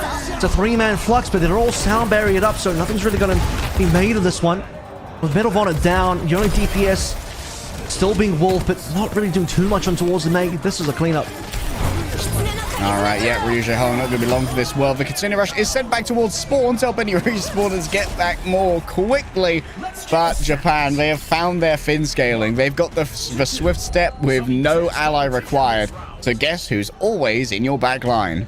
Tayo's done well here. We actually saw some of that crit damage on the backstab melee come through for him as well. You saw it on the kill feed. Yeah. The melee crit. So both our Genjis going for very similar builds here. With Tayo maybe being a decent amount more advanced at 34k net worth versus 28. As we progress on through. Bit of honor. Picked himself up an extra little survival item for the power. So 15% ultimate cost reduction, converting 100 health into armor, and Dragon Blade heals your armor fully. So going a lot more on like the defensive side. Even you can see the power as well. Just playing for healing. Got the Hanamura healing as well. Critical hits and Swift Strike run over health. Whereas Tayo, it's about the damage, baby. And I think he's made the right call. I think you need to be the carry on your team. To be the extra threat. Last match it was mostly Finn. This time Tayo's made a lot more contribution. You don't have Finn just kind of running away with the game. You have Tayo actually only 1k behind Finn. Nico going for a little bit of spread on their utility here when it comes to how they're playing their ability power, both for the double helix rocket and for potentially angling into the dangerous healing pad. But we've seen some absolute nightmare builds with a sprinting healing pad, although it does not scale that well until late game. So having early helix rocket ability power can make you quite deadly with that burst, knowing that Finn's going to be there to clean up if someone falls low. Runner really wants to go for a left click build as well, because his next power that picked up is the one that where you absorb 100 damage, you gain 10% attack speed scaling up, and while he'll be really making use of those hyperspheres now in terms of damage. Throwing them out very quickly. Feels like when you get the initiative on Team Japan, you get a lot more value out of these hyperspheres. Just think of it, Runner has to like try and take some reactive plays and can't smash down that front line. Things get a little bit more complicated. However, oh, okay, that's a Kiriko clone. I've been fooled once again. And another. It's betrayed. Coming through. Medal of Honor with 2 melees. Hold up, this guy's crazy. Only twice you can't fool me again, as someone important once said. And well, Finn, and he's gonna not have any trouble getting through Kiriko's clone, or no, Ryan doing a lot better this time around. Actually leading in terms of bounty alongside YamatoN on support, so 1575 both sides, and we'll give opportunity for Korea to be able to at least collect some bounties here. Thankfully, the bounties are on slightly easier heroes to take down. Finn is trying to move up on his own bounty for the time being. Still enough time to close the gap in terms of meter results. It's just a one fight with ryujehong to Nico is going to be a nice advantage. All right, Kitsune Rush. Almost ready to go. Tayo noted on the outside for now. The all the way. Oh, no. Finn from the backstab. He's doing it again. Okay, yeah. It's just Finn moments. And he is getting so much done right here. There's the Kitsune Rush. Runner should be overwhelmed. Did him try and reinforce everyone. Look how much health came off that sound barrier from the ability power scaling. And now Medal of Honor, he's slicing and dicing. He's got extra move speed and extra slash speed. Double move is so troll, man. Medal of Honor cannot get near. He's just suspended in the air. It's duck hunting season for Nico. I said it's Kiriko season. No, it's Genji season. On the outside, it's Visor season. Trying to run over Runner themselves and can't stand up to the melee damage. Tayo and Finn, the combination of them are still getting it done here. YamatoN out to an 1800 bounty, just hasn't died. Meanwhile, on the other side, it's all Korea for the most part falling over. We still haven't seen the push bot really get to the end of the map. With only 30 seconds less than that now remaining. It's not looking too pretty for Korea to try and close this one out. Japan looking for number 3 here. Kiriko clone even getting the kill. Don't worry, they will be punished by the opposing Kiriko clone. My MVPs, as they live and breathe, may well get run down here by the May block. It's very scary, and so has the TP away into safety for a moment. Tayo could be everyone. Actually missed their disengage. The punish doesn't seem to be there. The Kiriko clone, or ever the reliable, gets punished for this, but still MVP tier performance every single time. Wolverine to try and kidnap someone away, potentially with the snowball just icing on through, keeps this one contested. Medal of Honor's the next one to fall. Actually taken out by a melee from Nico, which is rather ironic because he didn't even have a knife in the midst of all of this. Finn in the back doing what Finn do every time. Ryan just gets so much damage pumping out of this one. The Kitsune Rush, it won't be around for an amazingly long time. The coverage is not quite there, but you do have a Kiriko clone to try and play with at the back. Grabs some fire. Ryan now overwhelmed, and ryujehong is doing his best Finn impression. It's an opportunity now. Korea's actually found themselves in a good spot. You saw all the ultimates come on through. I think Runner actually lost a flux earlier on. He was mid-flux and Ryan gets the kill, but with OT spawns, it might be possible for Korea to make this comeback. The issue is the distance they have to close before they can start getting meters. Probably still around 2 fights they have to win. They have to win a fight here just for bot control to get meters, and then one more fight in the spawn of Japan as they go for their last re-engage. Do we need an Avril's amended theory of push victory for Stadium? Perhaps by the end of today we might be able to have one. ryujehong already falling down to Finn in the back. That's a huge deficit of healing that's now lost as well. Done, finally, Nico's going to be coming in for the final blow. I reckon that this is going to be all she wrote towards the end. It's going to be the Dragon Blade as well. I don't think Medal of Honor's got it in him to do the 1 versus 5, and Tayo swings the sword and cuts deeper for the Kurosawa ending. Yeah, it's only a 6k difference, but it's starting to feel a bit of a world apart from Japan to Korea. Tobi once again getting the MVP, but once more, I'm just not too sure if the Lucio is going to add enough here as the main carrier of your team's cash amount. So it's a big difference between having all your money on a DPS like a Genji versus having it all onto the Lucio, which in Tobi's case is being mostly built into defensive there's that beat drop. Does have a Tuzu actually for ryujehong. Yeah, well, yeah, he's trying to make sure he lives. He's got the big drop for the ultimate cost reduction. Landing on an enemy with sound barrier deals 200 ability damage with an extra 50% for the ability power here. So, maybe that leads into something, but just seeing a decent amount of survival items in here with at least a couple of ability powers, but he's going to have to get really active to be able to translate that into any sort of damage, whereas on the other side, Tayo in particular is just going to be into full damage, full power. Most recently picked up Laceration for 35% additional damage over 3 seconds to enemies hit on Swift Strikes. So, and most important is on the weapon side, getting that massive purple item, Eye of Spider. Extra damage to players below 30% life, as well as just raw 25% weapon power, which is a lot for those of you keeping track at home. Finn still has that bounty on 50.4k. The rich do get richer. Yeah, meanwhile, I did take a look at Medal of Honor's build one more time as well, and it's just not quite as pretty, particularly the damage department. As mentioned, he went more for defense, he went more for survivability, but I think right now to win, you gotta get the kills, particularly now that Finn's starting to get away with this on 50k. He's not on just the disgusting 6 where they saw him before, but he has the biggest bounty. Probably also worth noting that if Finn is running the cooldown reduction on headshot, which I assume they are, given their build last time, that maybe you can find that off of the Kiriko clones as well. Runner and Ryan traded out here. Finn's hunting. Run away as fast as you can. ryujehong, oh, do you want to try and move up there? ryujehong's actually surrounded on both sides here, just as a TP out. Doesn't know about Finn, who's on this off angle, and now Finn's just imperiously reigning over the battlefield. Could just stare down from on high. Should be able to TP out with fairly easy cooldown reduction up into the sky. Nico just able to blast themselves essentially to the stratosphere off the back of every right click. Still gets run down by Runner. In the midst of all of this, there's an absolute farm of Kiriko clones right now. Maybe Runner can be the carrier that you're hoping for on Team Korea right now. He's certainly able to do so in this particular fight. Things are heating up a little bit. And Runner's currently the guy to look out for on the team. Tobi gets the final clean up on the Tayo. Korea gets their first point. ryujehong with the late kill on the Finn. That's actually impactful. That's going to really cause the numbers to be whittled down for Japan on their retake. Bounty claim as well for ryujehong. Yeah, massive.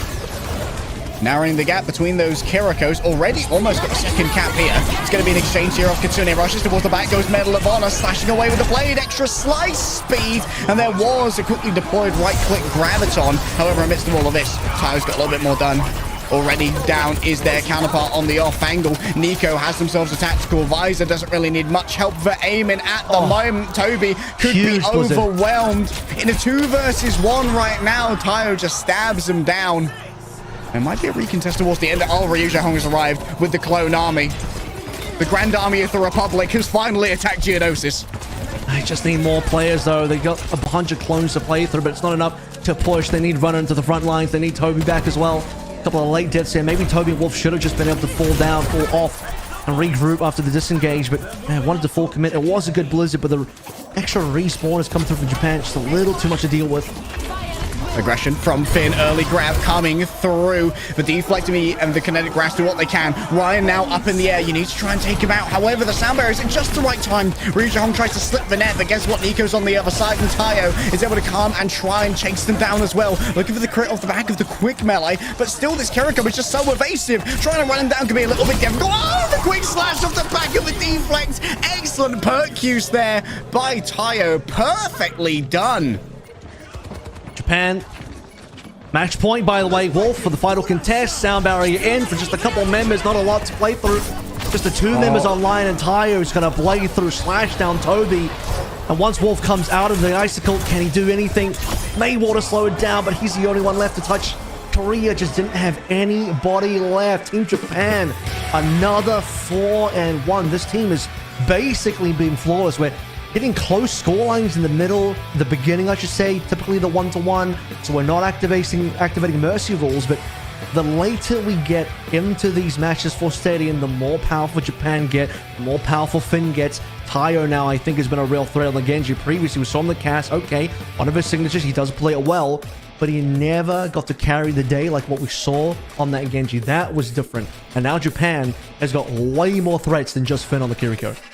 Absolutely. That means Japan have locked in their first seed as well, as both of our other teams are 0-1. And Japan is sitting at 2-0. So they will be going straight to our grand finals. And the likelihood is that we're going to have a little bit of a preview matchup of our semi-finals for our final round robin between Team Korea and Team China.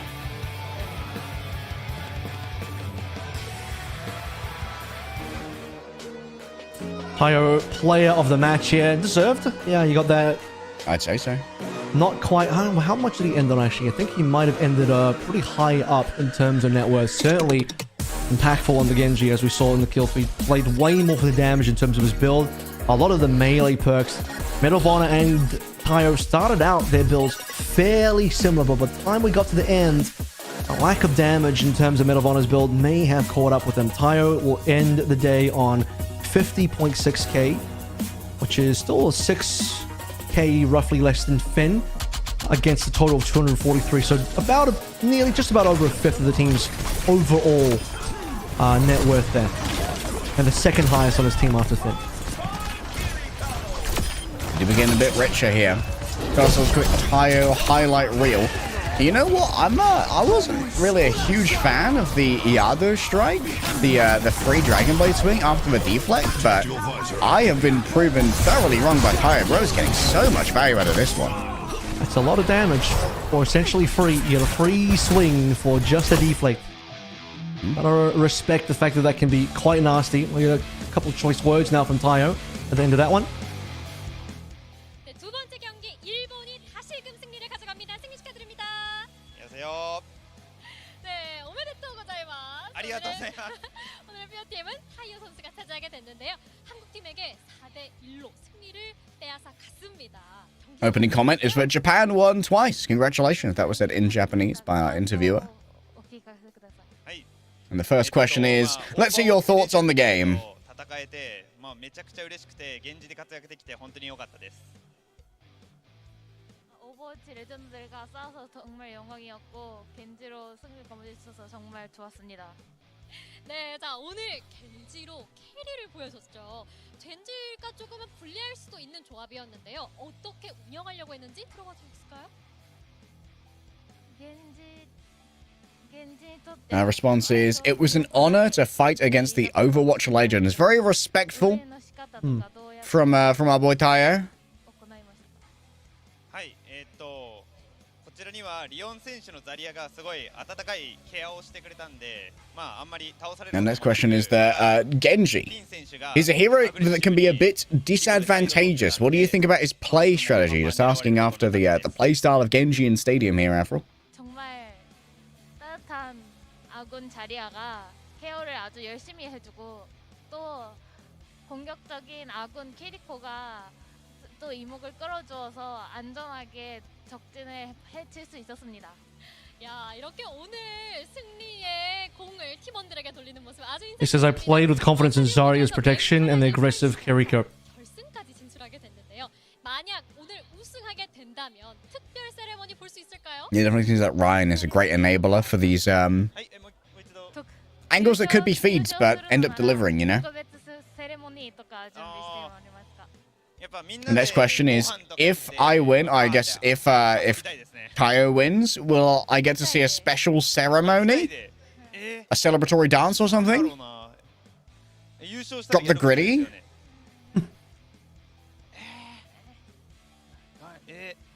Tayo contemplating the gritty, of course. 우승을 하면은 캐서디의 성대모사를 하도록 하겠습니다. 오, 우승하게 되면 캐서디 성대모사를 보여주겠다라고 제가 약속받아놨습니다. 자, 이렇게 오늘 한국에서 치러지는 경기인데 POTM까지 받은. Says, I'm gonna do the Cassidy voice. So he's maybe a voice line, or howdy partner kind of thing. Is Tayo half American? I think Tayo might be half American. Yep. Got that cast in him. 今ですか？はい。 Holy swagger. Full body chills. The question was, there was a player of the match held in Korea. Can you do the Genji ceremony? And you guys know how that went. Clip it and ship it. Righto, Japan 2-0 right now. We're gonna see how Korea and China do. To see who will make it through. At least slightly higher up in the pecking order. We'll find out after this.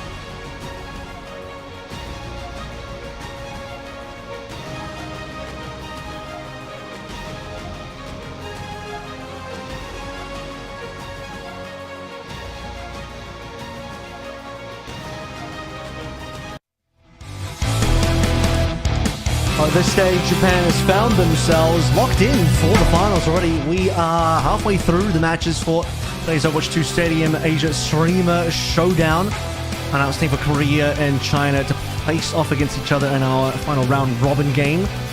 Scoreline currently sits at both Korea and China getting 1 round each off of Japan. And now this one's going to decide to see who at least gets that second seed. But I think we're basically going to get these 2 games back to back. We're going to get Korea versus China into another Korea versus China, because at this stage Japan is locked in first place so far.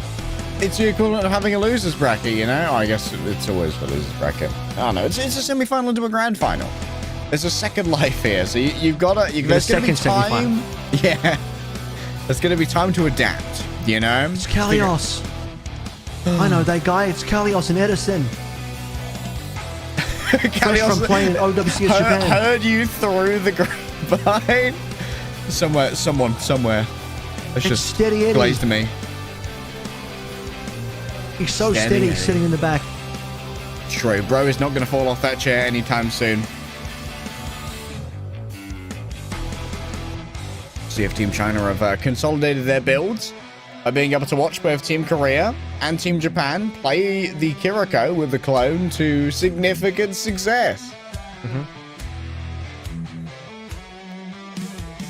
What do they play? Do they play both Anna? teams. We've mostly seen the same heroes repeated. We have a lot of Zaryas. Runner did pull through a Sigma. If I remember correctly, Muzi had the Mei last time. Or no, he was the... They played Moira, yeah.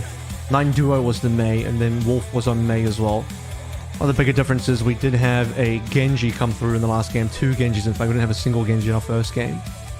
But we have had Lucio every single time, nearly Kiriko every single time, and we've at least seen 1 soldier so far per match. We've played 2 matches, both at least 1 soldier. Yeah, soldier's just such a versatile pick in Stadium. You can pivot into weapon power or ability power. Personally, weapon power merchant over here. I like when the gun go... Although, not a huge fan of chain gun. I think it's pretty unforgiving. In that the second you stop holding down M1, you lose all those stacks. I'd love for it to ramp down a little bit. So maybe avoid the chain gun and go down the tactical visor route instead. Double Helix, always lots of fun. See what Runner plays this time around. I think he's discovering that Zarya actually might be the tank of the day, but also kind of depends on what your team's playing around. I think it makes a lot of sense when you have a Genji, and you can just sort of perma bubble them. Looking at Ryan's build so far, he's mostly played a very supportive Zarya. Lots of bubble play. Ended the last match with 2 of the particle barrier perks just to beef up the bubble even more. I say perks, they're the epic items, and then one of the powers, the actual powers you get for free every second round out of the first. So yeah, part of the reason why Tyro had a bit more of a pop off there. You can just drop the bubbles on him and he gets to do whatever he wants. Yeah, like it's Team Japan's comp almost works a bit like an aircraft carrier, you know? Like, you just have that central nexus for Zarya. You send out your little fighter planes in the form of Finn and Tayo to go and wreak some havoc elsewhere. And then they come back to base and get their care there afterwards. Who would you say has done better so far between Korea and China versus Japan? They both did have the same scoreline at the end of the day versus Japan. I think that Korea did better, just in terms of being able to trade more frags. There was a round between Team China and Team Japan where the Kiriko clone got more final blows than Team China did. Which I think we definitely had Finn go more thick nasty in that China game than he did versus Korea. So there was. But to be fair, I think I might have been a build there. That being said, Ty was on cast that game rather, and not on the Genji. So let's head into our final round robin game. Only 20 seconds left until we kick this round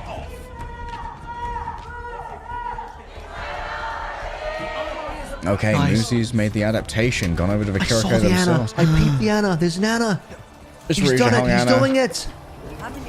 First power for ryujehong is Comfy Clouds. Sleep Dart explodes on contact, hitting targets within 3 meters, but Sleep has a 50% reduced cooldown. Now, I'm a big fan of going towards Sleep Dart perks. However, I will say 50% reduced duration is a little punishing. You could get an AoE on the Sleep, although 3 meters is actually not as large of AoE as you think. So, to my experience, it doesn't get AoE as much as you like. But the reduced duration just means they wake up a little too early for my liking. This is what ryujehong does. Oh, Runner got the memo that the tank du jour was Zaya. Unfortunately, did not get the healing to make the tank du jour work that well. MADA with 0 energy is going to be running down Runner. And we'll eventually get him, surely. There it is, the damage finally delivered. Oh, we saw plenty of in the China game as MADA. A bit of a standout, I think, on that tank position. Was able to take down Ryan plenty. And is not shy about starting things out strong. 9 duo had a pretty clean double in there as well, currently leading the pack in terms of money for his efforts. 9 duo was one of a few people to successfully take down Finn with a nice double dink at the beginning of that Temple of Anubis clash. Back in the ancient prehistoric Cretaceous period of match 1. I think with the Zarya, you're basically doing a similar thing as if you were playing Genji. You get to go in, have the bubbles play through. Barriers to counter each other here. Should be your first ultimates coming through as well. Nico also has the power where if he gets elimination, he gets his cooldowns resets. Could be pretty nasty. Oh, okay. Really wants to go for the Death Blossom, got slept early. Yeah, there's no... I'd see if it's going to come off cooldown once again. He needs a bubble! He needs a bubble, please! It wasn't there. The care for my Reaper, my team. The martyrdom graviton surge. Not sure if I'm a huge fan of that one. The cleanup, it might come through from Jamlee actually. And hello, there's also a Tactical Visor as well. The martyrdom graviton surge. How could I be so blind, Avril? How could I be such a fool to underestimate it? Jamlee bringing the goods. Started this one with a double helix. Tactical Visor at the right time. His team might have fallen over, but he's managed to pick up the pieces. 58 meters already, looking strong for Team China with just about 40 seconds left to play through. All right, Medal of Honor trying their best to ward away the Reaper. Oh, slicing and dicing into the Graviton Surge. It is an absolute sight to behold. Carves into the turducken of Overwatch heroes and comes away with a meaty pie. Yeah, looking like a nice little Huxhole cosplay there. From the death throws of Runner dropping in the Graviton Surge. Runner might have died for that one, but Medal of Honor will be able to get the cleanup. Keep Korea competitive here, so they'll get their first meet of the last 10 seconds. But, you know, in Stadium, it's always possible. There's not that much you have to push through. And the OT spawns can be pretty good for you. Medal of Honor down early, though. It is not going to be useful. It will hurt. Oh, just like the good old days, watching Toby peel for the ryujehong Anna. Unfortunately, not quite as successful as the good old days. We're in. The future is now, old man. And Toby faces the Hellfire shotguns and can't stand up to the damage. Team China start off pretty strong. Yeah, I like the teamwork coming through from China there towards the end. Unfortunately, Toby's sound barrier a little too slowly. It's actually both the Lucios picking up MVPs. I think as long as you don't have a lot of deaths and your stats are generally pretty good. Yeah. Pick up the MVP early, and both the Lucios probably just did a ton of healing. Making that passive income, you know, off the aura. But again, because your Lucios are the ones that have picked up the most money, I don't know how that's going to end up helping you in terms of build or early pop-up potential. Just peeping what ryujehong's got going on early as well.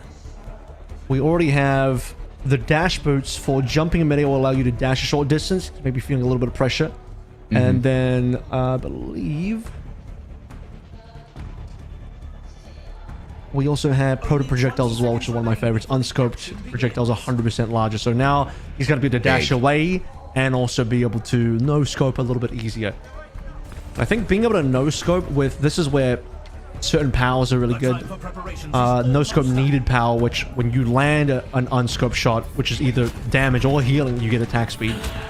Stack up to 3 times, you get a 30% attack speed off that. So that's a nice combo. But he started off with sleeping, a little comfy cloud power instead, but should be a little bit harder to kill now, ryujehong. I could use a comfy cloud. Maybe we all could.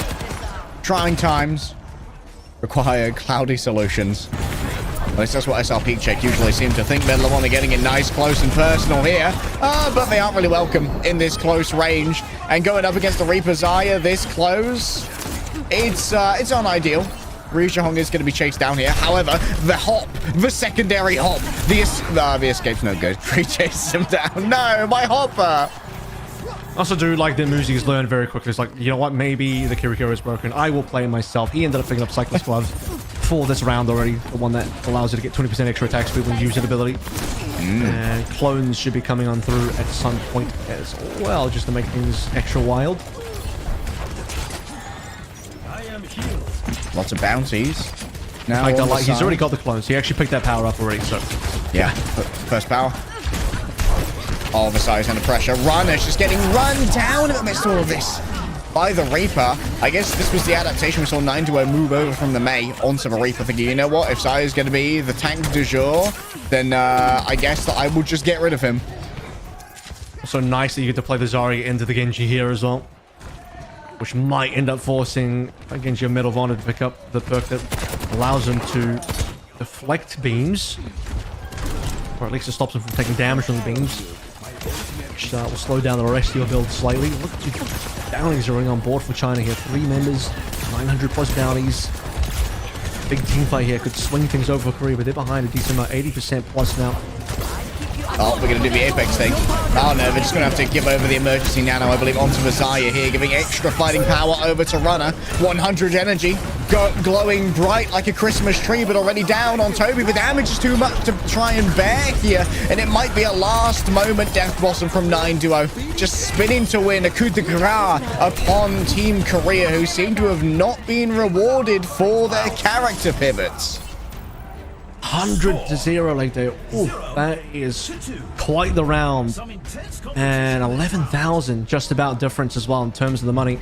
But this time you're starting to see the money go towards specific carry players. MADA, who did an extremely good job in his match versus Japan on that Zarya, now gonna get the MVP this time. A little bit of an extra 1,000. ryujehong pick up MVP on his end.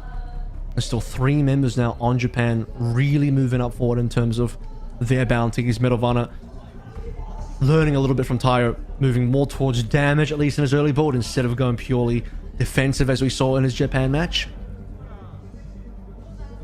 When it comes to our character options as well, remember that even though we've only seen Sigma so far, Zenyatta and Junkrat are now available in Season 17 for Stadium. So you can log into Overwatch right now. Feel free to play the new heroes over there. I think that Zenyatta could be very interesting once Kiriko's power gets a little bit toned down. Once we see that nerf. Muzi got picked up by Muzi. Yeah, the twos are here. Very interesting, especially going up against the Ana. Making sure that essentially none of those antis are ever going to land. That's going to give you some cooldown parity with that butter grenade. And revolving ruin picked up there from our Reaper of 9-2 for close range shotgun hits with ground attack speed, which is very important. Now I do want to point this out. The Tranquilizer Sleep Dart perk has been picked up. The item, I should say, the epic item has been picked up in ryujehong, the one that increases sleep dart projectile size massively. So if there is a round where we start to see those sleep darts pay off in terms of Comfy Cloud getting for an AoE, this would be it. So get ready for that. Get ready for some big AoE sleeps. Also gives a little bit more duration, given that the duration was initially reduced by 50% from that Comfy Cloud. Oh, getting in nice and close here, trying for the Iado strike. Seems it doesn't have any real value in the midst of all of this. Instead, it's going to be Runner picking up Jamlee first. MADA once again really punished for getting in so close. It feels like when it comes to this frontline damage, as you pointed out, the extra attack speed that the Reaper's starting to get off of these close range hits is really stacking up. It's just going to ruin Runner's day. I think most of the time you are going to see the Reaper move forward and pump that majority damage into the opposing tank. It's just the easiest member to farm up the attack speed on, so why not? As we're still not really seeing too much come through from Korea. And the other issue is if you do land some sleeps, you need to be able to follow up on those quite quickly. And this is where you would like to see MADA people work off those sleeps and just dive on a MADA caught between a wall though. It's going to get saved. There it is. That's a sleep in. Note the duration's only half, so ryujehong still going to get taken down by Creed. Yeah. Creed just on the other side managed to avoid that Comfy Cloud. And instead found comfort in destroying an old head of Overwatch. Korea are kind of getting flummoxed here. Are we in Are we in Mercy Rule territory? You are in Mercy Rule territory right now. This is where we got to be very careful. You are definitely in Mercy Rule territory, so you wouldn't want to see Ryu get completely wiped here. They are getting wiped. They're getting wiped. Oh, they're getting absolute. The floor is being wiped with Korean sweat and tears right now. It's a rarity in Overwatch, but it seems to be the tough reality we're facing. Team China have risen up. They've made the adaptations. They've discovered the power of the Kiriko clone, and Korea have just been mercy ruled. Oh boy. Oh my goodness. Here's the good news though. Here is the good news. We're basically going to repeat this match again for our semi-final. And don't Korea need it. This has been a bit of a wake-up call and a lesson learned for Team Korea as they got mercy ruled, finding out that the combination of the Reaper and Zarya is quite the stronger. But I actually think Korea did a ton of a impact in this particular game. I was watching dude kind of show up with the kill feed all the time, following up on kills, getting deep, and specifically running at ryujehong. ryujehong was landing sleep darts onto a lot of members. I saw one onto 9 Duo, but might have wanted to drop onto the Creed instead. 9 Duo on the Reaper is going to end up picking play up of the match, swapping up towards the Reaper and kind of just ruining Runner's day on Zarya. Yeah, I mean, turns out if you're going to have the tank de jour be Reaper, or the tank de jour be Zarya, if you're not building into that armor, Reaper does just slice through her so quickly.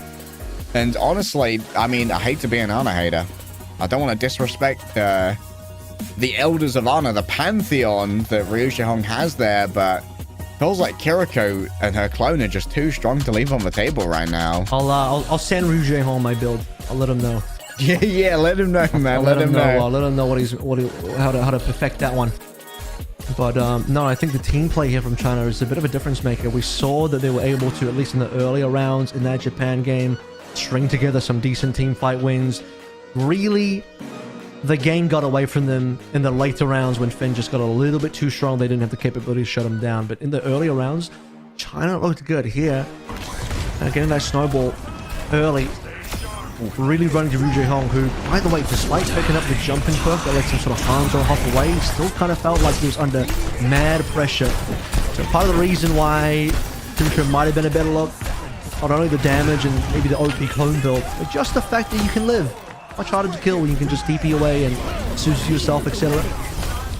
Turns out as well, if someone dives you and suddenly you can create a 2v1, that could be a little bit of an advantage. Anna's got no such capacity to 2v1, and it's really taxing Tobi's bandwidth as well. Should we into our interview here? Our player of the match, 9 Duo.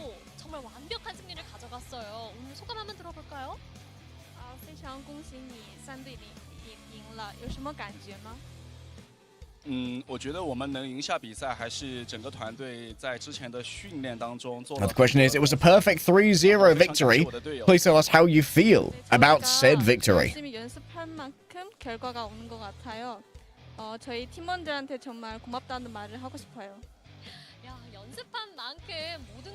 It says that I think the results of my practice have come out. I'm so grateful to my teammates.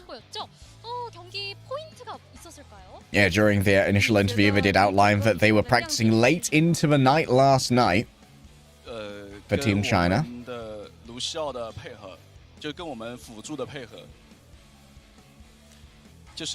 Next question is, you showed a good game on Reaper. What do you think about today's game? I guess how Reaper did in comparison to 9duo's previous outing on the May. Members mentions that it really comes down to the teamwork. He did also specifically say it was teamwork with the Lucio as well, spinning him in. I forgot you've got a little bit of the Mandarin knowledge. Next question is, I heard you prepared hard and went to eat samgyeopsal? How was it? I'm very sorry for trying to pronounce that dish. That's pork belly. Ooh. Jules has just been roused from his slumber somewhere. Great pork belly chef, Jules.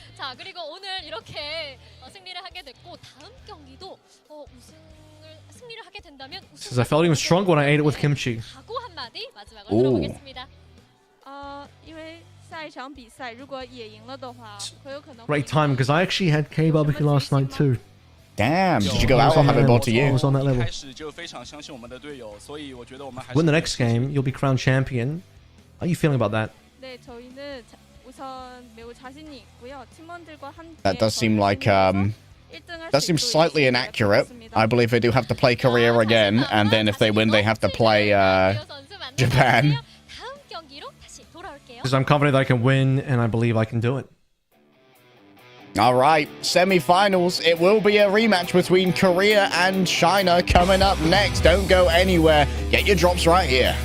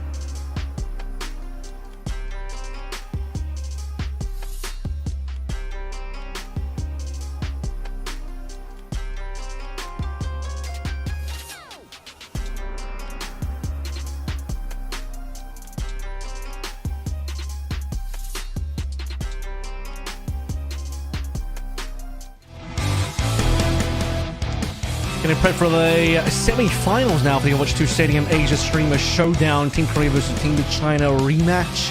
Just got a 3-0 Mercy rule included game, Harry. As Team China rocked Team Korea out in that final game of the semi-final, rather the round robin, extremely quickly. Yeah, that was, I'm not gonna lie, I'm a bit of an Ana hater. Team Korea, they're currently sitting at 0-2. I think we got to get ryujehong back on the Kiriko, man. It's appropriate that our exclusive drops here for the Overwatch Stadium Asia Creator Showdown is the OWCS home Kiriko, because she's kind of the meta and she better. It definitely is the hero of the day so far. Kind of just mostly being abused by Finn. And I think after Finn showed what this hero does, everyone's like, you know what? I think that's it. I think we all got to do that now. Everyone has to basically play that one hero. And of course, there's only like 18 or so heroes, 17 heroes available. So you're not going to see any bans. We don't have bans in Stadium here. We're just playing the whole roster. Everything, as you can see now in the bracket. Japan, after winning that round robin 2-0, cleaned up both the teammates 4-1. They get seeded directly into the grand finals. And Team China and Korea now will get their rematch to see who gets the opportunity to face Japan for that final. Yeah, the unenviable task of once again getting potentially farmed by Finn and Finn's clones, the Finn gang. Hopefully we'll see a pivot back to full power from Team Korea. I wonder if we're going to see the continued rise of Reaper here. They seem to have served 9-duo well, going in the Zarya versus Zarya. Of course, our teams, it's not like a draft. They do not get to see what they're going up against until everyone has picked their heroes. So I think there's an improvement over the Mei. I will say that. I didn't think the Meis on either team in previous games were that impactful so far. Wolf has played Mei twice. We'll see if Wolf ends up changing things or not. Medal of Honor on the Genji twice already. It was ryujehong and Runner that were the ones changing things up. Runner went from Sigma to Zarya. ryujehong went from Kiriko to Ana. And as you mentioned, might end up moving back over to the Kiriko again. Of course, I do enjoy a bit of the classic ryujehong, Ana coming on in. I don't think we got deep enough into the rounds of Stadium to see the Ana build flesh out. I'm still a believer in the Ana. I think the Ana build can be pretty strong, but maybe a little fragile compared to other heroes. That being said, this guy does play Juno in his OWCS team on Old Ocean. So we haven't seen a Juno yet. I don't know, maybe the Season 17 Stadium Juno nerfs have hit enough that players have moved away from that, but was one of the more consistent, powerful heroes in Stadium in Season 16. Still an opportunity here in the semi-finals to bring it out.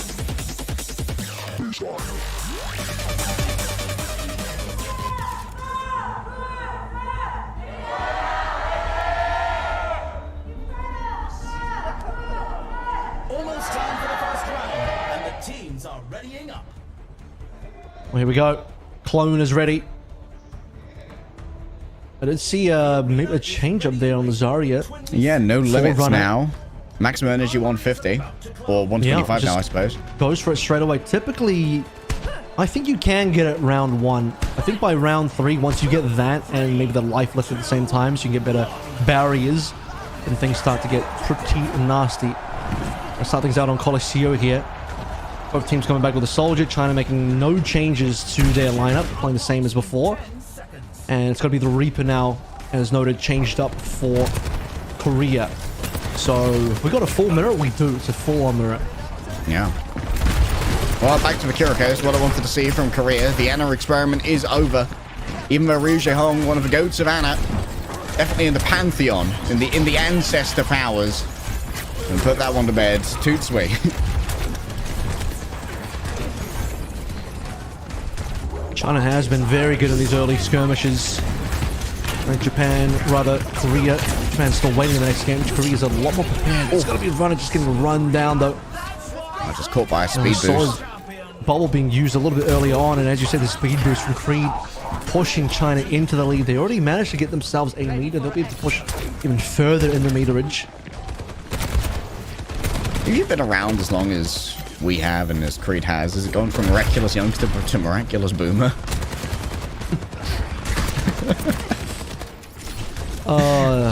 The amount of people that would get the reference. You know you're an old head. You know you're an Overwatch old head if you do get the reference. Yeah, if you get that one, you got your little medal. You know, you got your Overwatch League badge, and chat already caught up in the grab. Kitsune rushing to try and save everyone. However, Runner cannot stand up even with the additional healing power of the Afuda being levied against them. Still the Kiriko clone getting it done. ryujehong also moves on to Jamlee. That's going to be the Kiriko clone taken down, which means ryujehong still hiding around somewhere. New clone, new me rolling in, managing to get themselves an early headshot. Wow, just decimates, dunks on 9 duo. He's back, baby. Looks like a pretty damn good fight for Team China as well, but just the end tail of it going back the way of Korea of ryujehong. Doing a decent amount there. Him and his clone both getting a kill each, so the clone's getting nice and aggressive early on. As both clones will be deleted here. 30k net worth versus 28.5 or 28.6 now. Wolf on the back lines.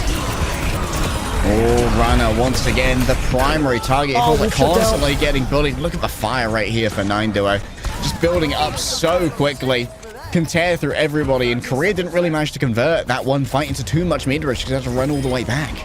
Yeah, Wolf tried to go for the backstab Death Blossom, but while his team was already getting taken down, you start to see the combo in the front line.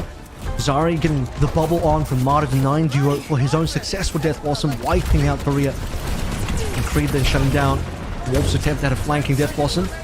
Runner already in potential trouble here as we're starting to run out of time as the OT heading.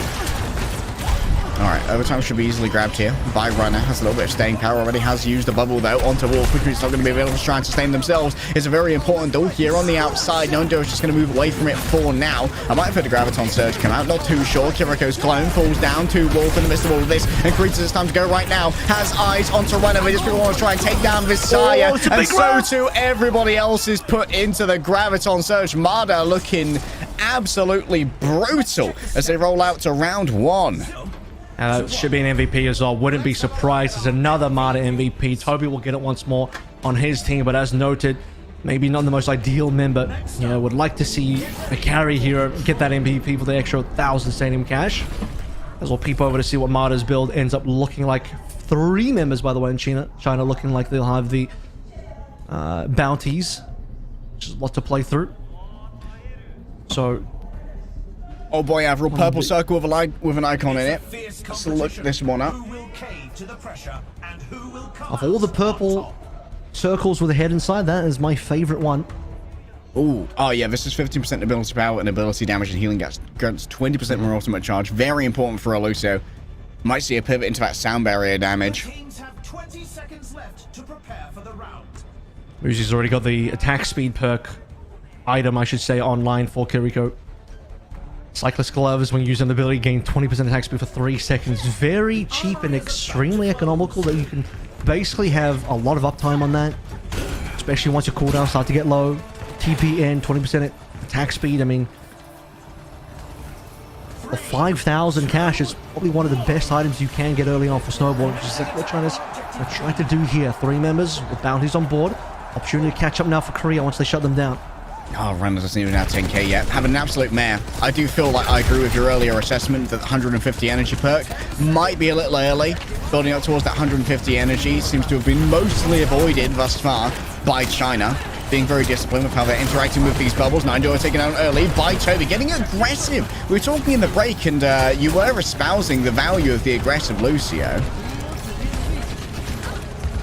Still going to be Wolf punished though, unfortunately. So Korea will be able to get control of point for the time being, but doesn't look like they'll have to do much of a good time to try and win it out.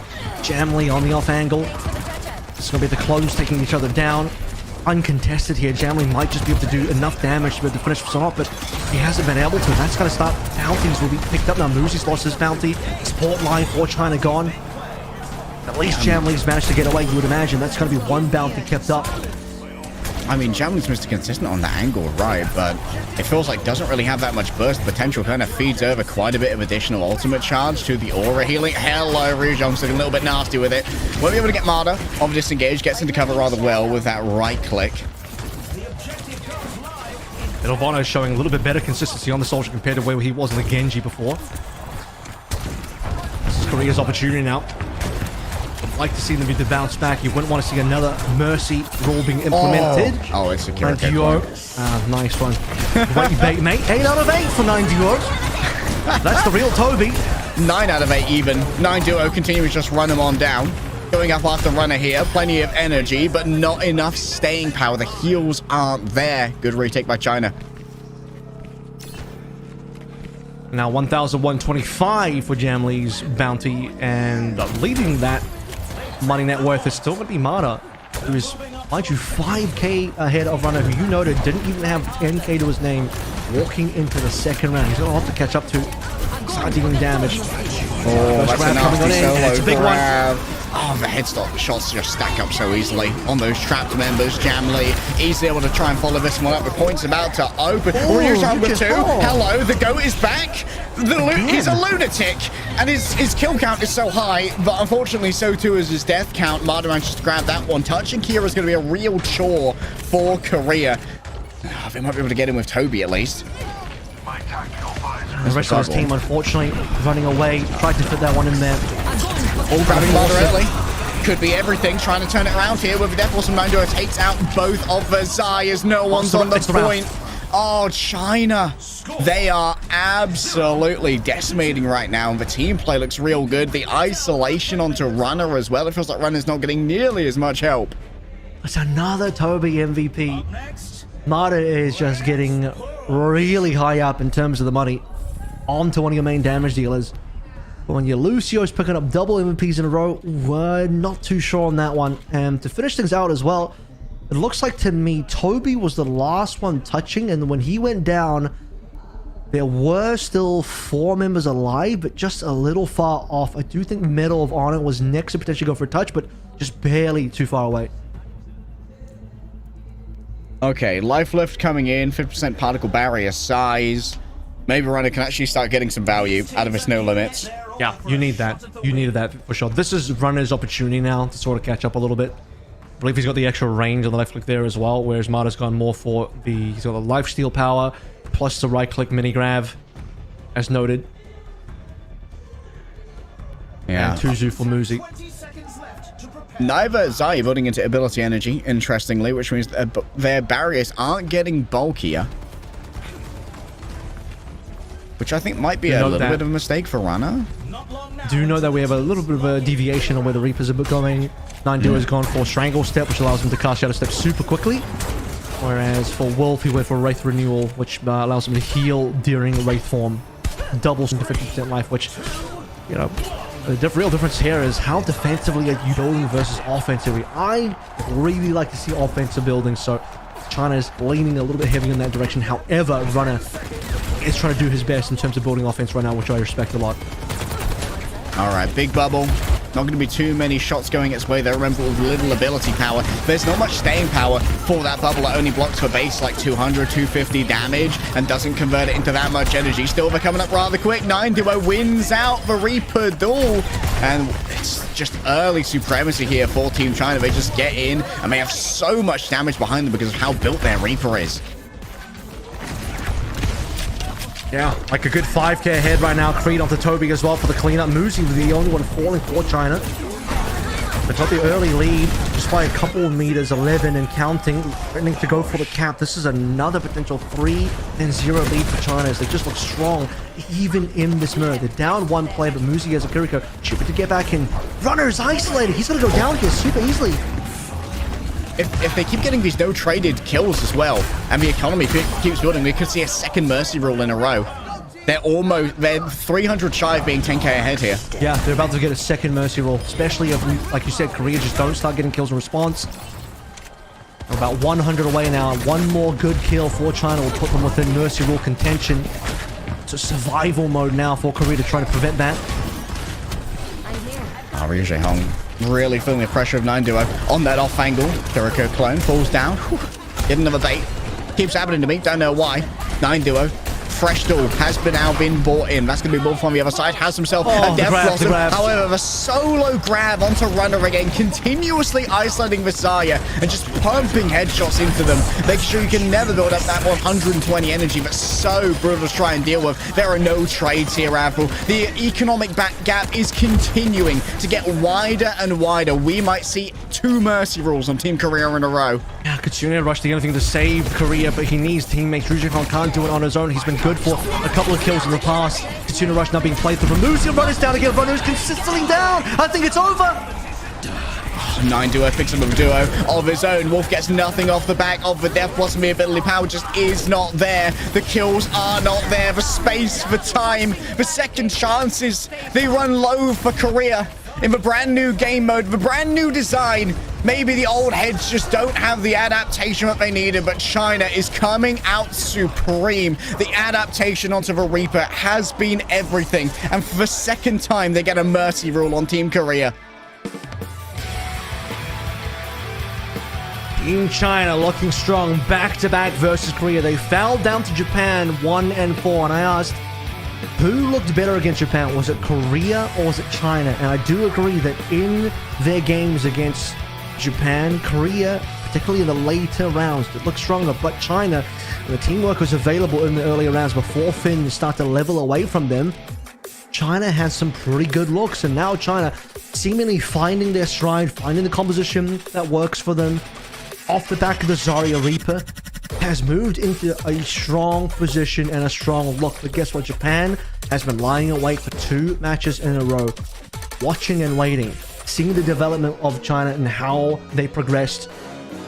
This Reaper look now is gonna be where China might lock in against Japan for the final. Play the match going the way of MADA in that very defining Zarya that he's played every single game now to quite good success, even when they lost versus Japan. Yeah, great stuff coming through. MADA really is playing kind of like an opposite Zarya to what we're seeing from Ryan over on Team Japan, right? Which is a very supportive Zarya, mostly hanging back, not taxing the heals, allowing Tayo and Finn to do some very aggressive plays. Meanwhile, MADA just getting in there, going for the solo grab. It kind of feels like MADA is playing to just be the alpha tank. Everything is being put into just decimating the other Zarya or whatever runner is playing at the time. And I think playing that large anti-tank bruiser style could allow them to get a leg up on Ryan, who's saving a lot of their resources for their Giga carries. Yeah, I mean, even buying one of the items, 3-tap Tommy gun, which means that when using ability, your next 3 instances of weapon damage deal additional damage equal to 3% of target's life. And if he's mostly targeting runner, that's basically 9% of your opponent's life gone after using a bubble just on your electric damage alone. Because of the attack speed of your beam, you can deal those 3 instances of 3% life each for a total of 9 quite quickly. Disgusting. As you can see, you don't need to build that much weapon damage on your Zarya. The energy will carry you through. You just need to make sure that you're getting enough damage and building enough energy to make that count. Let's look at some choice words from MADA now after that match in a post-match interview.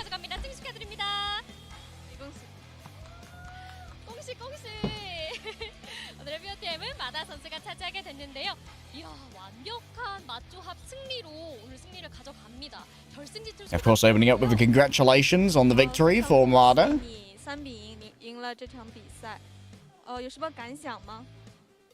You just won the match 3-0. Have you got any immediate thoughts?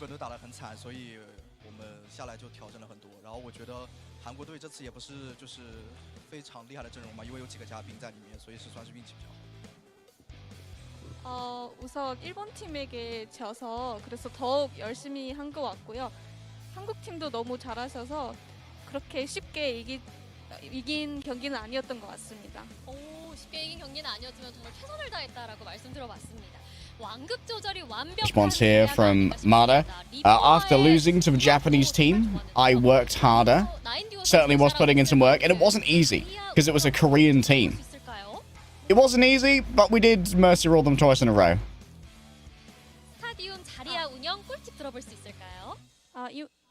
因为你和士兵的默契特别好，对此有什么想法吗？ Is there any know-how on the Zarya hero that 9duo said was good? 练了很多啊，所以默契好挺正常的。 연습을 많이 해서 Colloquially asking for some tips again. 또 솔저랑 더 연습을 많이 했기 때문에 Or how to play with a Reaper. 더 좋은 경기였던 것 같습니다. 네, 좋은 경기를 펼쳐주셨는데 이제는 우승만이 남았습니다. 파이널에 And the answer here, it seems like the teamwork was good because of the practice, which makes sense. We've heard multiple times about how much Team China have been practicing since getting to Korea. They're in the WDG studio at Hongdae. 我觉得我们很难拿第一，因为毕竟几个 OW 要在那儿的，就是能走到这也挺开心了。일본 팀이 너무 강해서. Now all that's left to win, but is there any special ceremony if you win? And he said it's going to be very difficult to win because they have some OWCS players on the other team. 아직 But we'll 몰라요. be very glad if we do. 저력이 있을지도 모릅니다. 자, 그렇다면 Can't open it. There's no ceremony? Question mark. 들어보고 일본 팀에게 한마디 보내주십시오. 下一场比赛就是要和日本了嘛，想听一下你的决心。 Next question is asking for a word to the Japanese team. 决心吗？就是都被打成这样了，也没什么决心，就是尽力就好。有什么话想对日本队说吗？下手勤一点吧。열심히 연습했던 만큼 최선을 다해서 경기를 할 거고요. 일본 팀에게는 좀 살살 했으면 좋겠습니다. 일본 팀 살살 해달라. Says I'll do my best in the game as much as I practiced. 라고 말씀해 주셨습니다. 저도 응원 보내도록 할게요. 짜요. 짜요 짜요. Please be a little weaker in the final. 마지막 경기. Get thin on Arisa right now. All right. Finals will be Team Japan versus Team China coming up on your screens real soon. Don't go anywhere. This is the Overwatch 2 Stadium Asia Streamer Showdown.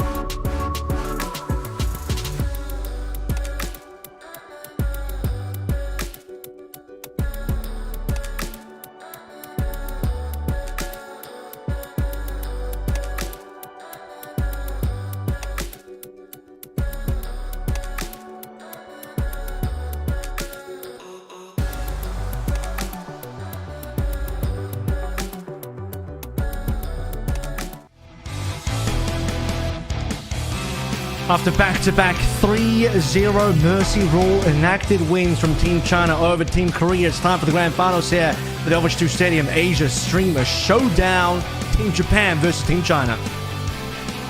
Oh, Team Japan, they looked so strong early on. They've been able to wait in the wings as Team China easily swept aside Team Korea. As you said, 6-0 in overall maps. Mercy ruled twice.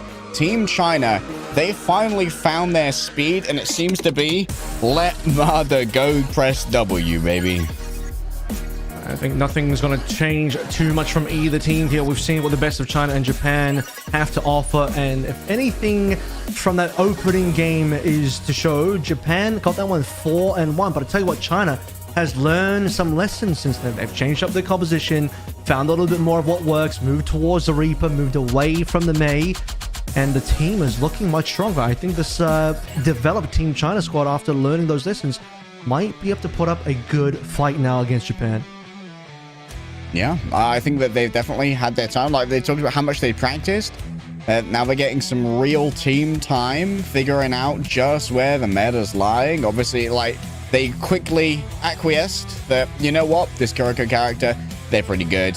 We're going to move away from the Moira test that was done early against Team Japan. So I'm willing to go into this with a blank slate, thinking, you know what, Team China are coming into this pretty strong now, and they've managed to figure out their composition. They're not going to be running the Moira orbs anymore. This could be a lot closer than our first game, where they did actually take a round off of Team Japan as well.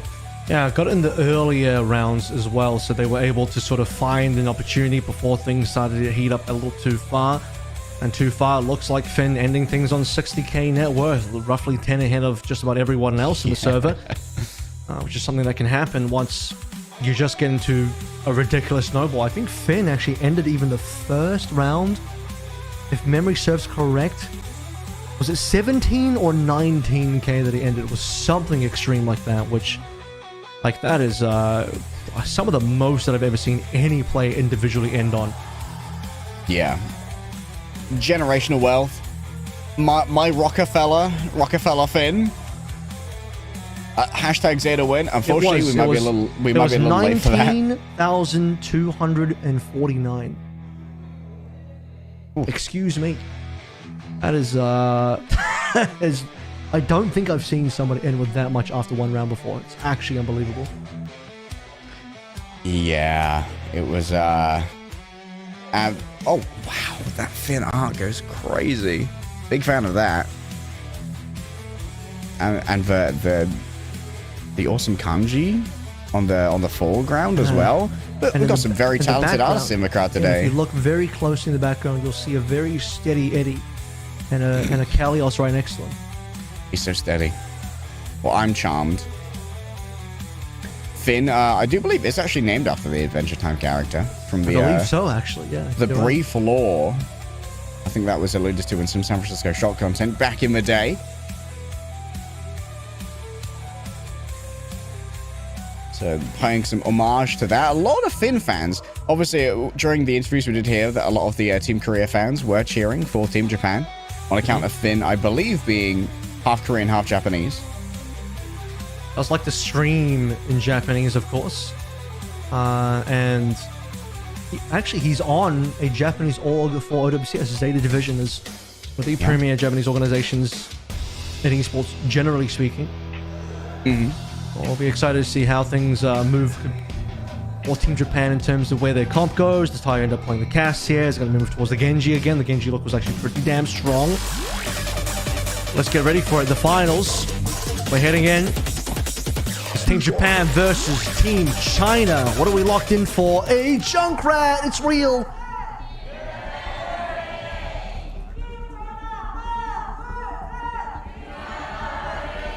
Oh, the Junkrat, it's real. And live in game right now, if you want to go and give it a go, I guess just go big weapon power. Let me quickly check what that power do. Yeah, what that power do? Frag launch has a 25% chance of launch, an extra projectile that deals 66% reduced damage. A Gamba mechanic. Pure spam. Kinda. Nico loves a Gamba. It does throw in a lot of it's a raw DPS increase. You do enjoy those? Yeah. Jamlee going down the soldier biotic field route. I'm not a huge fan of it. I'm not gonna lie. But I believe that's frontliners. Allies in range of your biotic field gain over health equal to 25% of your max life for 3 seconds. Typically he's actually gone for the double helix start, so that's interesting he hasn't done that this time around, but Nico's here to have a full bit of fun. I will remind everyone that this is just a single game. We're not playing a best of 3 or anything. You win this, you win. So Nico's going to really try and make the Junkrat work for this one. This could be a little bit of a struggle. China is not changing anything in terms of their compositions, just keeping it nice and simple. Players move back over towards the cast. No Genji, but it's really Finn, the big carry that we saw from the first game. In fact, every single game is the one to watch. Okay, Finn's returned as well, going back to a freely targetable Swift Step rather than the clone early on. Whoa, Creed and 9 duo instantly combining for 4 kills. I believe that they're tracking Finn in the back, manages to get them. Jamlee with a chase down. China looking strong. I think the reason Finn likes to go for the targetable Swift Step or anywhere you want to TP is just the capability to A, stay alive, and B, move around the map with freedom and get the flanks going. Find angles, you can find the headshots. Here's a really interesting duel, but it's going to get interrupted by the clone of all people, and the clone actually gets a melee kill. That's a rarity. Also, next time you see Tayo on your screen, check out the classic magenta crosshair. From the times long past, it was forged from Mithril in the dwarven caverns of Minas Tirith. Or rather of Khazad-dûm, pardon me. Minas Tirith's actually in Gondor. You saved yourself there. Don't worry. Lord of the Rings fans. The Tolkien hands won't come to your head just yet. I will be putting out a protracted apology. He's about to win it. They got it. I think they got it. Barely. No, there's a touch. There isn't. Finn just too late to get in there. A grab on the high ground to prevent anyone from moving in. We got a first round going the way of China. That will certainly slow down any sort of momentum for not just Japan overall, but notably for Finn, who went down a couple times there. In fact, didn't even get the player of the match, the MVP, I should say, was Nico. I think MVPs typically get awarded based on stats, could be on KD, but Nico would have been able to, off the back of just spamming, particularly with that power that gives you extra RNG grenades, the most damage. I mean, let's also think about what Nico playing Junkrat does to the overall game plan for China, which is MADA go W, and how are you ever not going to have full energy as a Zarya going up against a Junkrat in Stadium? You are never going to be missing out on that. Already a full set of items for MADA has brought up a collection of greens. You might even want to consider the energy perk early now, the one that gives you up to 125, considering you're probably going to get a lot of energy. The downside is you're likely to get your shield broken more often than you'd like, but you're going to deal a lot of damage, so there is that. Well, 61.8 versus 55k, so cheeky little nearly 7k difference here with 3 bounties on board. Lots to be earned here. Notably, this is actually the, I believe this was the map that got taken off of Japan last time when Japan managed to pick up their 1. I think that was down to 9duo's early pick onto Finn, who was playing up on one of his areas. Nico, though, is going to make entering this zone super hard, though. The frag launcher. Oh, Tayo being picked up early. 9duo is getting so much value out of the flank. Honestly, the swap over onto the Reaper here from 9duo has been generational for Team China. They've been feasting off the back of these Hellfire shotguns. Nico's got one back onto Creed, so there's at least going to be a slight turnaround, but the point looks like it will go the way of China. Finn, the last one alive. He is going to get away with his life. That's the good news about being able to TP anywhere you want. Nico saved by a bubble. Going to force 9duo back, but on the back end, Muzi finds a straight headshot that's going to leave Finn with a late respawn. All right, mini grab ready to go once again as well. Pulls players into the line of fire. Ryan still up to 100 charge, and even playing more of a supportive Zarya, you still got to fear the Reaper that the Zarya becomes with 100 energy. Let's see how the builds diverge in our third round, but MADA and Ryan, at least for the time being, have basically the same build to begin with. MADA going down here will cause some problems. Tank advantage going the way of Japan. I believe that will also be a bounty picked up. Yeah, big catch early there onto the teleporting Reaper as well. YamatoN managed to go too far elsewhere. Jamlee's managed to pick up 2, and Finn's under siege in the back. Yeah, they managed to pick up Creed, but 9 is still again third-partying this. The rate of fire is so high right now. Ryan can't stand up to this one. 9 might be able to do it all by themselves. MADA has made it back, but the remainder of Team China have already fallen away, and we're just so close to the Japanese spawn. I believe I hear a Riptire approaching right now. 9 caught on the back end of their TP. The zoning power was strong. Jamlee manages to grab that one, but feels like Japan just have too much of an advantage when it comes to their spawns here. Yeah, typically, like we do see in Clash of Old, this point will always be defender-sided. It is capable over the attacking side, but you do have to get quite a decent advantage. I'm not too sure Muzi really wants to be this deep and is going to get punished for it. Received a bubble for help, but you want to be able to reset into a 5 versus 5 for midpoint, and some mistakes here critically from Team China to leave them 2 members down. Yeah, a bit of a tactical feed, unfortunately. Too far forward, unable to get a clean disengage, and now you are having to siege into the Junkrat. Trying to get through these chokes against that frag launcher can be so difficult. 9 hops on in, ready to go, with so much overwhelming force, though. An attempt to maybe try and force an Ajax. Bubble comes through to make sure that their Blossom gets its value. Rolling forward, Finn super low. Right clicks here from Tayo. Look at that crosshair. It's an absolute flashbang of pink. My eyes are going to be stained for a generation. But China are leaving a blood stain on the floor that was previously Team Japan, and they grabbed themselves a 2-0. And a lead as well, not just a 2-0, but a situation that didn't really find themselves in the opening Japan match. Maybe Japan evening things out a little bit by changing their composition to, I respect it, make it a little bit more fun. Here's running themselves into a very warmed up and a very reinvigorated China squad that's found themselves a nice combination of heroes. Let's see where these builds develop now. It's going to be Big Bang for Nico, picked up with his secondary power. Frag launcher shot bounces, projectile size increased by 33%, which works well. The 2 frag, 2 furious, because the extra 25% additional frags will also have their, after bouncing, of course, projectile size increased. Yeah, that's highly valuable. I'm looking to see where MADA pivots with their second here. As we said before, the 150 energy, or even the piercing beam could be pretty good. We're going to go for a pre-workout. Okay, so a lot more staying power for MADA. This means you gain weapon lifesteal and ability lifesteal, which isn't quite as relevant. But you gain weapon lifesteal up to 15% of your energy. And given that MADA's kind of building into their weapon power a little bit here, already has the Phasmic Flux for great overall survivability, it's going to be very difficult to try and take down a high energy Zarya. They're just going to be healing so much from their own primary fire. Muzi went for epic item to increase healing of Fuda speed 100%. Creed already coming through with Jamlee on. Actually, 3 of them went for Phantasmal Flux. The Zarya of MADA included. So a very safe opening epic that you really can do no wrong with. Finn will always be following the same build that we've seen time and time again. And he'll need to be the big carry now to step things up. He is barely holding as the lead in the server on highest net worth. But as a reminder, in our first game that we saw with Japan versus China, Finn was already like a lot ahead. This time around, he gets Creed down, Tayo getting MADA, and it's a Japan lead. Yeah, the second that Finn's on that off angle as well, just so much space is made from how much of a threat you have to be. It's going to be their clone there, taking down Muzi as Kiriko's come from both sides onto a third Kiriko. Oh, it's disgusting. Look at it. Wake up, honey. New man-made horrors beyond our comprehension just dropped. And don't worry, he'll hit headshots. I was going to say he'll hit headshots just fine, but there we go. One of them hit. One of them has indeed found target. How does he do it with that crosshair? Will's biggest head's being found. He's also on his screen. You don't see it, but on his screen, the heads are also bigger. Oh, makes sense.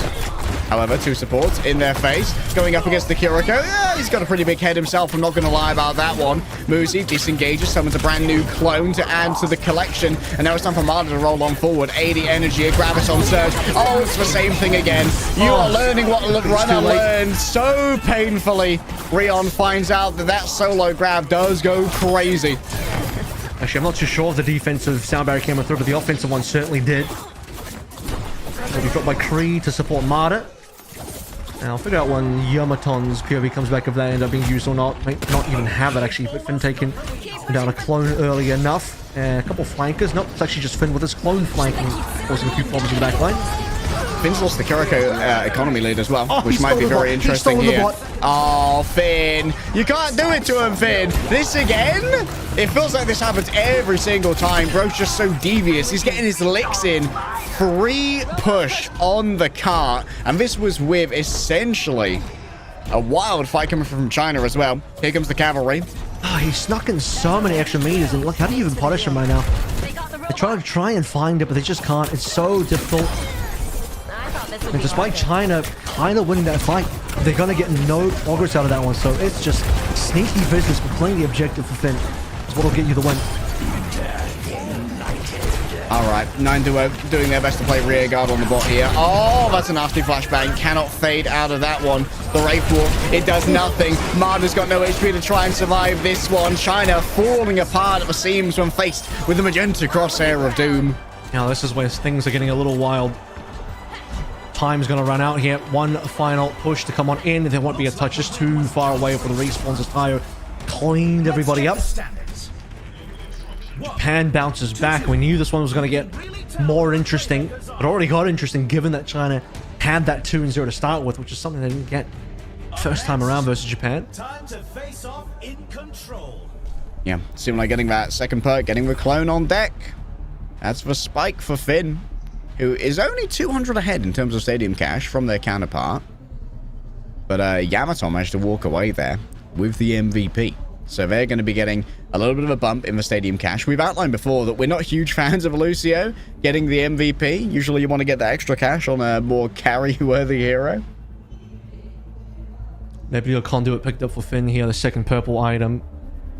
Prevent 15% of incoming damage instead of take that prevented damage over 3 seconds. So going a little bit defensive here. Typically, I think we see Finn play a lot more offensive. Ammo being picked up there, you can see, for Nico's Junkrat. And the other side, starting to see a lot more utility for the side of Muzi. Creed's on double purples here at the moment.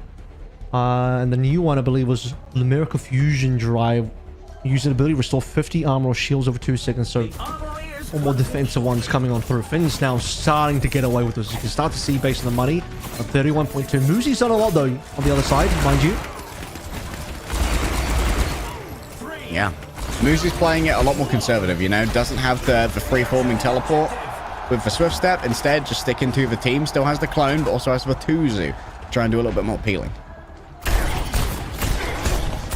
What? Oh, that's only a Kiri. I got again, Avril. Curses. Drat. Won't be the last one. I think there'll be one more for you here. There we go. Another Kiriko clone down. I'm doing my best to catch up. Clone and clone action next up. And then another clone. Oh boy. My actual kill feed pollution. Can we get the EPA on this? Local laws, maybe an ordinance? All right, running them down with the soldier. Jamlee getting involved there. That was yet another Kiriko clone, by the way.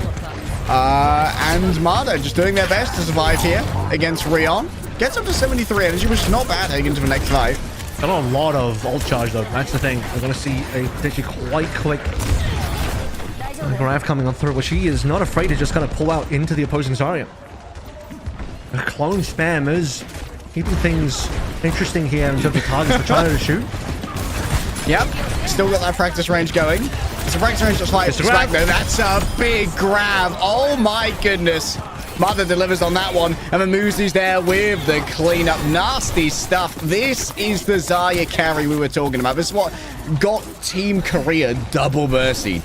Yeah, that is the thing as well. Previously for Japan, Ryan was not quite on the carry side of the Zarya. Even in that Japan versus China game, Ryan falling waywardly to the power that MADA was able to bring in the Zarya mirror. You can see the difference is about 6k in net worth between MADA and Ryan, but much more, it is the power of Tayo and Finn.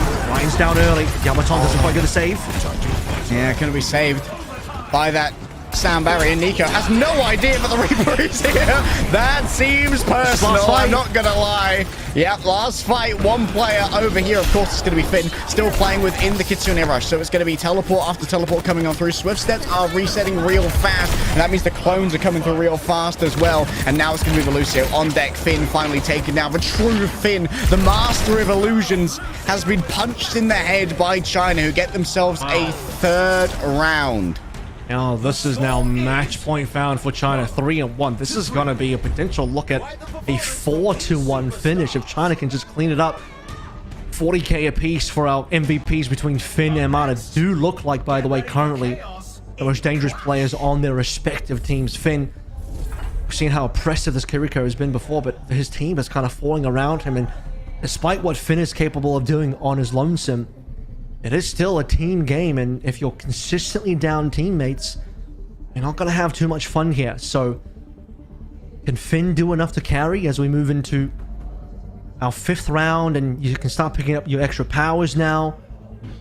Ryan needs to be able to hold his own, staying alive a lot more. We need to see some more damage support coming through from Nico and Tayo to get these trades as well, such that it's not just Ryan falling every single fight. Yeah, Finn going to have a lot more carry potential off the back of a cooldown reduction. It's going to be coming from headshots now, courtesy of the new perk picked up. Ryan needs to pick their 3rd perk here. Maybe a little bit reticent. We did see Rip Roll come through for Nico, which allows him to enter his own Riptide, by the way, 20% ultimate reduction cost, and he gets launched out of his Riptide when it explodes, which, by the way, launches you upwards in the sky, and that can combo with a couple of other powers and no limits here for MADA as well. Or 55% weapon power and going up against a Junkrat with no charge. I'm officially afraid of MADA right now. He knows he he's may in a have power just become position. Thanos. He knows he's in a power position to potentially carry this one through, and he's not afraid to show it. So right now, he's the dangerous player that has to be concerning for the side of Japan to work against. I found out the hard way, trust me. I've tried to play Junkrat, and if the other team has Zarya and you're just feeding energy over, it's a tough potential game to play into. So Finn better be on big carry potential here, maybe even Tayo. Bring us to at least another round. Remember, we're at match point now. This is do or die for Japan. Yeah, after such early power spikes, it looked like Japan might be unbeatable. Finn on the main. Arzae's a division flex support rolling through with their... This is so aggressive. What was bro thinking? Did he think that was his team? I don't know. Oh, that was a little bit wild, bro. A little bit quirky. He needs a bubble. Somewhat ill-informed. He needs a bubble at least. Get a little bit of help from Ryan. I could see the vision there. He wants to get in for some cheeky headshots, but just needs the team support to get that done. Unfortunately, he ends up kind of just running into all 5 there and face-checking them. And with that early kill, your best player down as well, Japan will cop a extremely large teamfight loss. Now China only need 1 more point on this clash of Honolulu to take away the grand final. Yeah, 1 point between China and the crown. They would love to grab it after losing to Japan earlier on. Kiriko, the clone falls down. Finn, once again, getting chased down. And that's going to be Velucio coming in as well. Yet another clone claimed. And that's going to be MADA on the chase. Oh, no, not able to convert on the right click. Oh, the front of the hammer doesn't get it done. That's going to be a quick bubble coming through. Still, Tayo falls on down. And it seems like China, they are just absolutely domineering this point right now. A retake coming through. Sound barrier met by Sound barrier. Every single one going the way of China. Overwhelmed here is Ryan. MADA just has so much energy to work with. That's going to be a personal Riptide delivered. Nico got the main target, yes, but China still have 4 players to try and work with, and no one from Japan can touch. That's going to be China claiming the event. My goodness, they actually done it. Japan got caught napping. They changed things up a little bit. Had a little bit of a break as they waited for the back-to-back Team China versus Team Korea matches, and using that time, China warmed up, the engines ready to go. Tires hot as they get into pole position to finish us out 4-1. Look, Japan had their own 4-1 twice in a row. They looked unbeatable. Finn was looking like he was going to be the MVP of the entire show today. Team China really brought that back with force. Man, they got 2-0 to start things out with in only a single round in response from Korea in the final. Unbelievable. Like, the adaptation just went great. 9 Duo got some really big value on the Reaper in so many of those matches as well, but what a superstar MADA was. I mean, to be fair, sometimes you get a little bit of an assist from your enemy picking Junkrat, so thanks for that one. And 9 Duo is going to be walking away with our player of the match here. That's acceptable. Like, 9 Duo was getting a lot done. Like, we had a bunch of clutches on the Reaper as well. I believe we almost saw an entire 5k towards the end of a Temple of Anubis. So I'm a big fan of this one. The 9 Duo pivot to Reaper really changed around China's fortunes. Yeah, I mean, in the actual game itself, but also just generally over the arc of our entire one-day tournament here. The change from the Mei onto the Reaper, super impactful. Kind of said it early, none of the Meis really impressed that much. The Meis were kind of an annoyance to deal with at most, and outside of some cheeky headshots on the right clicks that 9 Duo was able to find versus Finn earlier on in that opening game, on that, the Mei kind of fell off. So the change to the Reaper overall in the past 3 games, finals included, has just been a little bit more than what Japan was ready to deal with. So a big shutdown here in terms of 9 Duo, putting the pressure onto Ryan, because you see these solo kills coming in. But even beyond that, the fact that MADA was already a bit of a carry Zarya, outplaying the other 2 tanks we had in this one-day tournament between Runner and Ryan. I think you pair that with Bubbles on a Reaper, and the Reaper putting extra pressure on the Zarya, you just have a huge tank gap being created that China can then take advantage of. Yeah. Absolutely massive performances. I agree. Like, the tank gap seemed crazy, but also credit to Muzi as well, pivoting over onto the Kiriko. Finn never got that far ahead in economy. At multiple points, Muzi was ahead in economy, and when Finn finally started to get rolling, Muzi was still there within like 1k in terms of like the differential. And compare that to like MADA versus Ryan, MADA was like at some point like 8k ahead. Like an entire purple item ahead of their counterpart, which is a wild Zarya economy gap.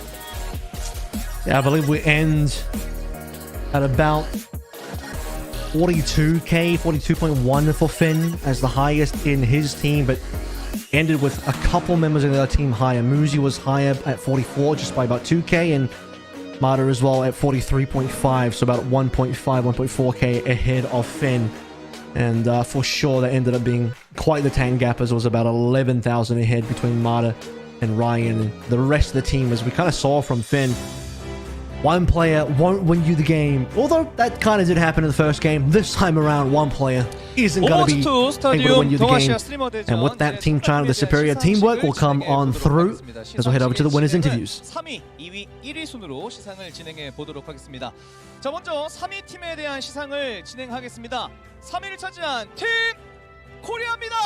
Our third place award to begin with to Team Korea. 박수로 맞이해 주시기 바라겠습니다. That blaze is gorgeous, by the way. I love that color.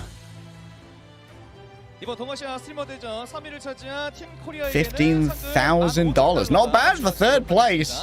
자, 앞에 보시면서 포토타임도 한번 갖도록 하겠고요. And some decent rounds in there. A few struggles. We got to see the ryujehong Ana at least one time. We got to see Tobi Lucio every game, which is always a treat. Alright, we'll head to the third place interview. 좀 어떠셨어요? 소감 좀 말씀해 주세요. 오늘 또 스타디움 이벤트 매치도 한정이 진행을 하면서 또 오버워치 2의 또 색다른 면모를 또 본 것 같습니다. 그리고 이제 중국 팀 The question here, please tell us how you feel about receiving the Medal of Honor. This, of course, also directed towards Medal of Honor. 오늘 겐지 플레이를 굉장히 오랜만에 보여주셨어요. 네. 좀 어떠셨어요? 저 리퍼하고 싶어졌어요. So she says it was fun to see a different game in which everyone seems to have prepared hard. 마지막으로 팬분들께 한 말씀 부탁드리겠습니다. 또 오늘 또 찾아주신 모든 분들 그리고 또 시청해 They said, I wanted to be Reaper. 감사드리고요. Did someone intervene? 고맙습니다. 명훈님에게 큰 박수 부탁드리겠습니다. Finally, a word to the fans. 자, 다음으로 이제 울프님과 이야기를 나눠볼 텐데, 울프님 소감 한 말씀 부탁드리겠습니다. He says, I thank everyone who watched, and I will come back with a better image on my personal broadcast as well. Now, check out the Medal of Honor streams. 열심히 했습니다. Next up, talking to Wolf. Please tell us your thoughts. General question. 너무 즐겁게 게임을 했었고요. 아무래도 정통 오버워치보다는 좀 여러 가지 빌드나 이런 거를 구성하는 재미가 또 있었어가지고 네, 굉장히 재밌게 했던 것 같습니다. 아 그렇군요. 카메라 Wolf responds, but I had so much fun today, but I'm sorry for showing my shortcomings. 감사하고요. 저희 더 열심히 해서 다음에 또 이런 기회가 주어진다면 다음에는 꼭 두드려 패보겠습니다. 울프 선수에게 큰 박수 부탁드리겠습니다. Then asked for thoughts on Stadium.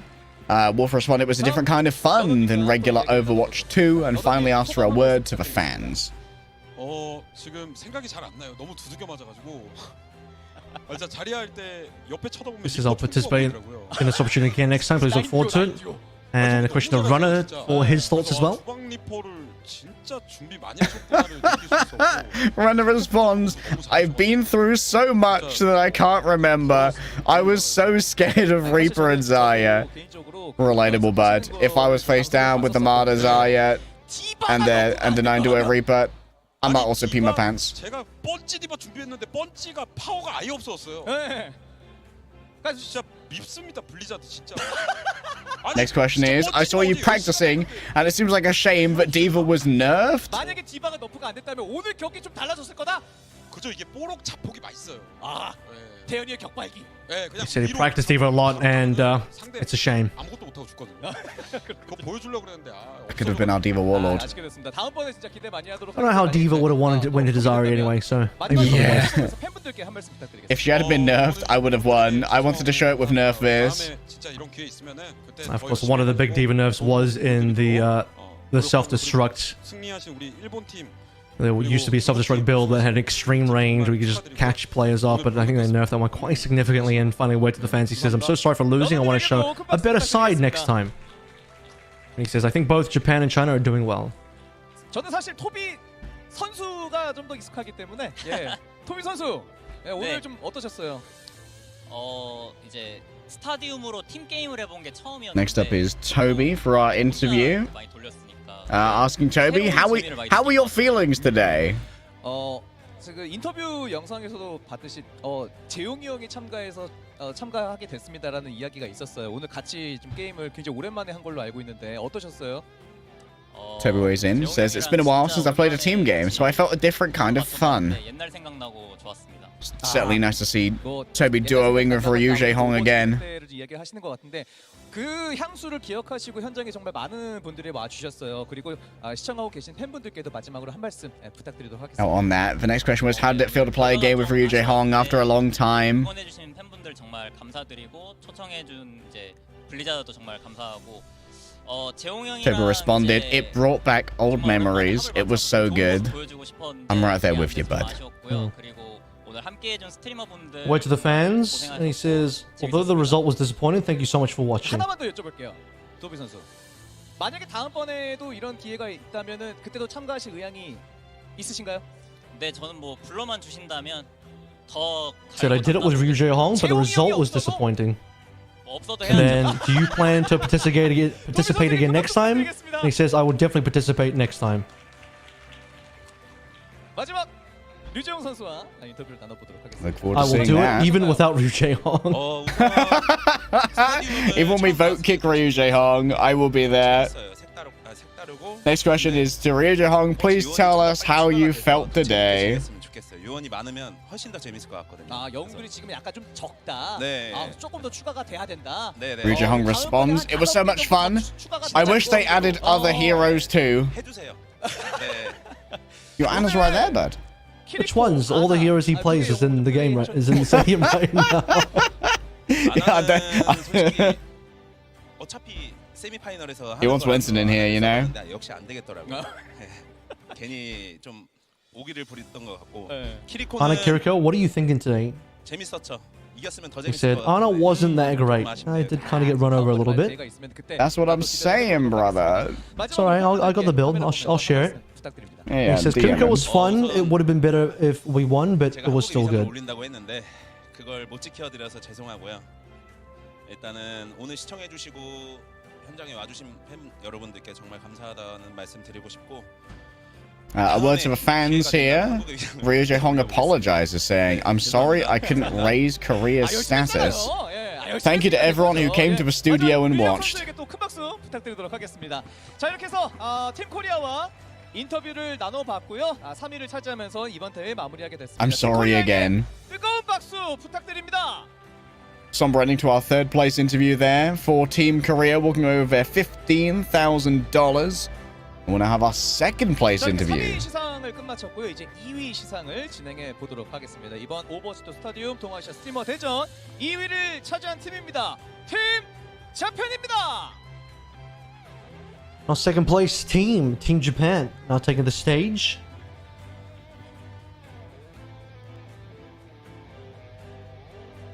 Some would argue this kind of went like the opposite of power rankings in terms of where teams ended up placing. $15,000 for second place as well. 앞에 보면서 카메라 버터 타임.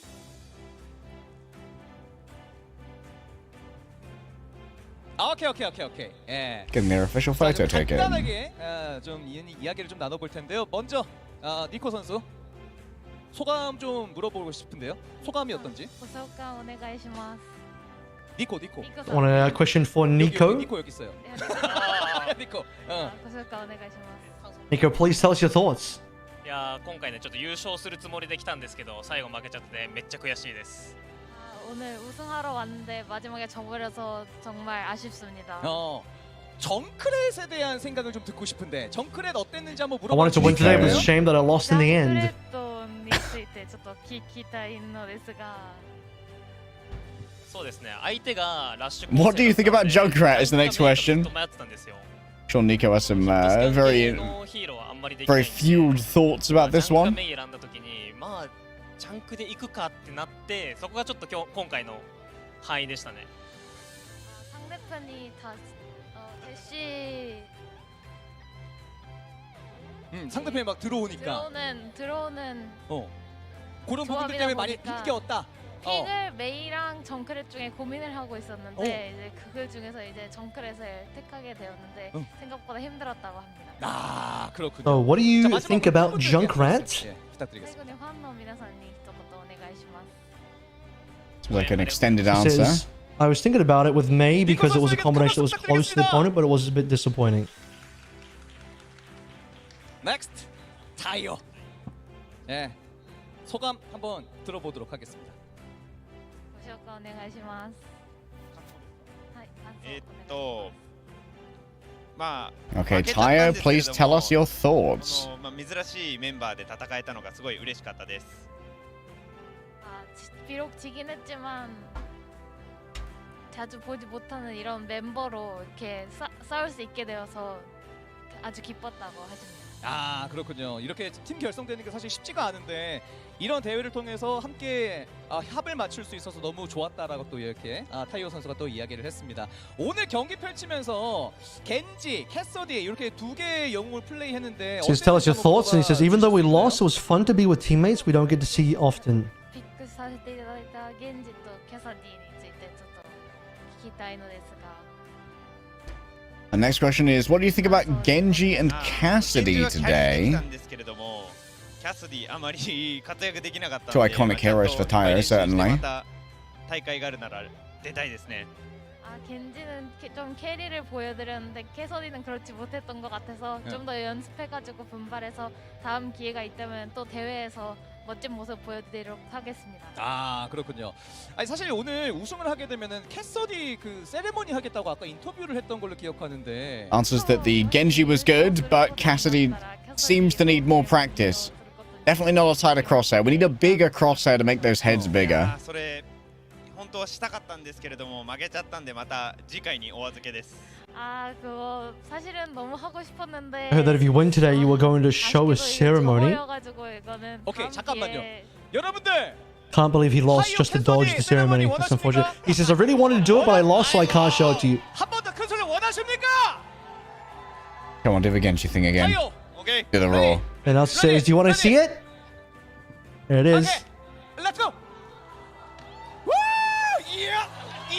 Oh, little combat roll into a fan the hammer. Dropped both his glasses and his phone, as is standard for a Cassidy.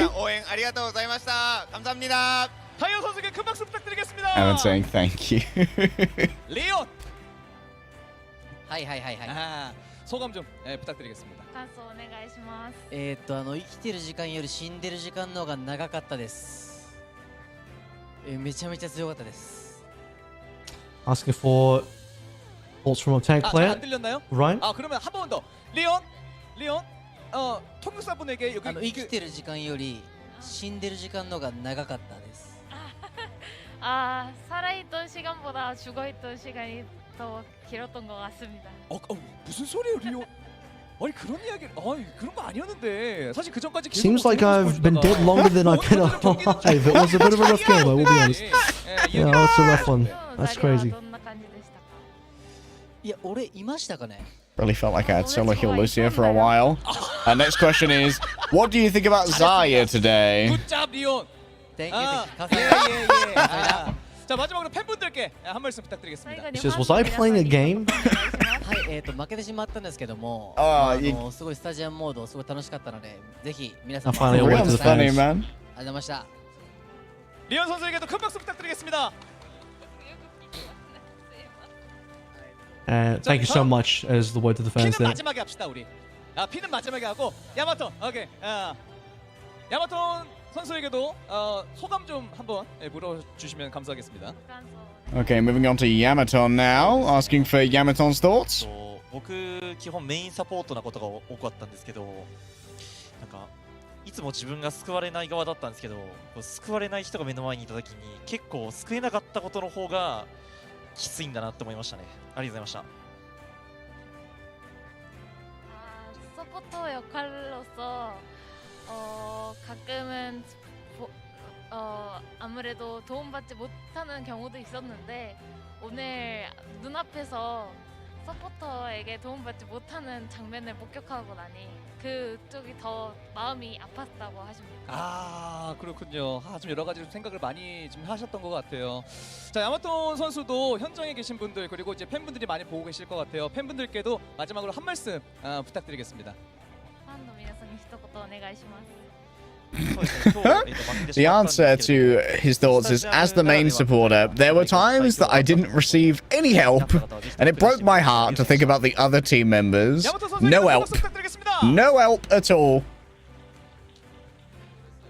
통역사님 고생 많으셨습니다. And finally, a word to the fans is requested. And the YamatoN says that even though I lost in the end, thank you for watching over me. 오늘 경기 좀 어땠나요? And now for Finn. 結構面白くて新しいちょっとプレイ方もできて本当に面白かったです. 처음 스타디움을 했는데 좀 새로운 방법으로도 게임을 하고 이제 또 엄청 재밌으니까 다들 체험 많이 해보세요. 이 키리코 빌드로. 그렇군요. It was my first time experiencing Stadium. 편하죠. It was fun because it was a new game, so I hope everyone tries it.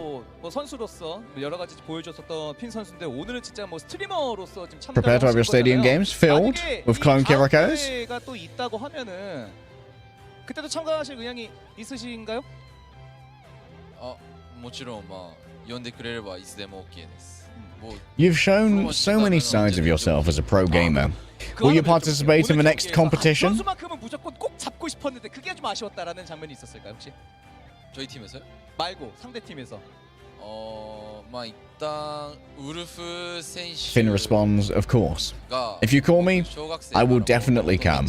Like Reinhardt receiving the Overwatch recall, Finn will appear. 1試合しかできなくてちょっと惜しかったです. 제가 초등학생 때부터 울프 선수 진짜 완전 팬이거든요. Am I reading that translation correctly? Is this just a statement? I wanted to kill this player today? 너무 아쉬움이 남습니다. 울프 선수가 지금 돌아서. In terms of facing Wolf, he says, I've always wanted to face Wolf since I was in elementary school. 좋습니다. The recursive wolf down there? 今回日本代表できたので、ちょっと優勝できなくてちょっと惜しかったけど、結構俺的には楽しめて。Finally, a word to the fans is requested of Finn. Of course, there are many of them here at the studio. 핀 선수에게 큰 박수 부탁드리겠습니다. 자, 이렇게 2위를 차지한 팀 재팬의 인터뷰도 모두 마무리 짓도록 하겠고 마지막으로 팀 재팬에게 큰 박수 부탁드리겠습니다. Finn responds, thank you so much for watching. That's the end of our second place interview here, which means that now only our champion team remains. 자, 이렇게 2위 시상까지 모두 끝마쳤고요. 이제 우승팀을 무대 위로 모셔보도록 하겠습니다. 오버워치2 스타디움 동아시아 스트리머 대전, 이제 우승팀을 모시겠습니다. 우승팀 차이나입니다. And the winning team taking the stage now, Team China, who, after struggling in the early games, came back strong to take it all and now check for $20,000 as their prize. 자, 우승을 차지한 중국 팀에게는 $20,000의 상금이 Great comeback from Team China. 카메라 보면서 포토 타임 카메라. Getting their official photo taken here. As for victors of the event. 네, 감사합니다. 자, 간단하게 또 인터뷰를 나눠보도록 하겠습니다. 먼저 제임리, 소감을 먼저 좀 물어보도록 하겠습니다. 有什么感想吗？首先非常感谢守望先锋能邀请 So, 我们来参加这个比赛。 Tell us how you feel about winning for Jamlee. 36了，没想到还能打一场线下的国际性的比赛。我的女儿今年也8岁了，她没想过我今天可能会夺冠，但是我想跟她说，爸爸做到了。 네, 우선 이렇게 대회에 초대해 주셔서 너무 감사하고요.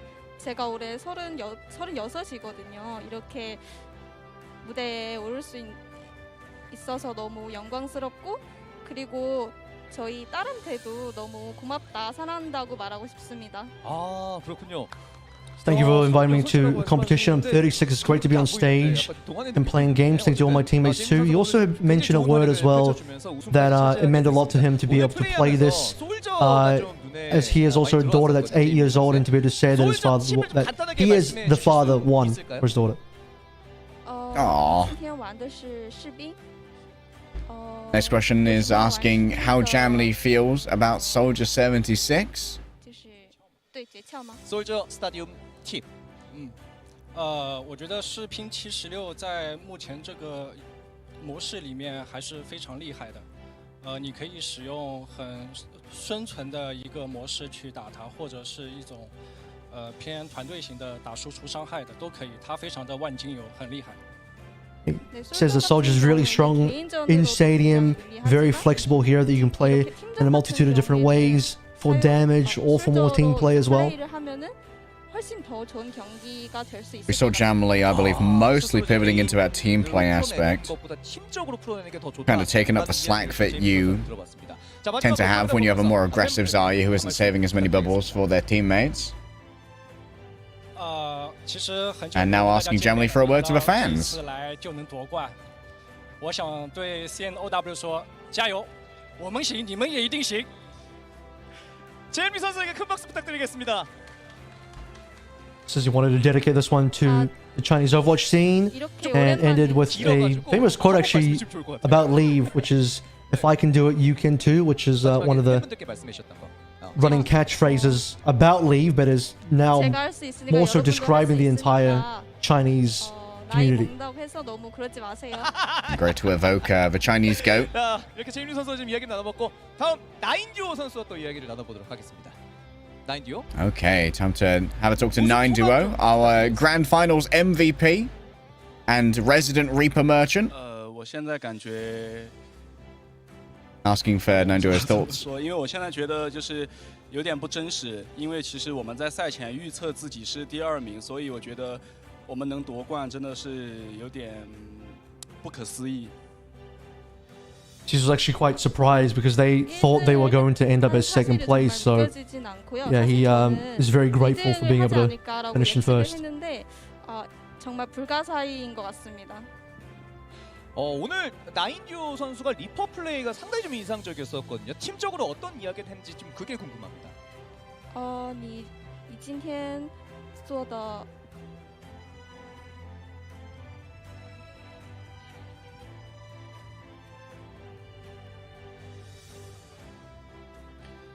团队的秘诀就是跟大家沟通好，就沟通非常的重要。因为如果光靠我一个人的话，我是杀不死后排的。其实因为来到决斗领域这个模式之后， I imagine this is probably a question about Reaper. 单点能力，会比普通模式差很多，所以我跟我的队友沟通做得很好。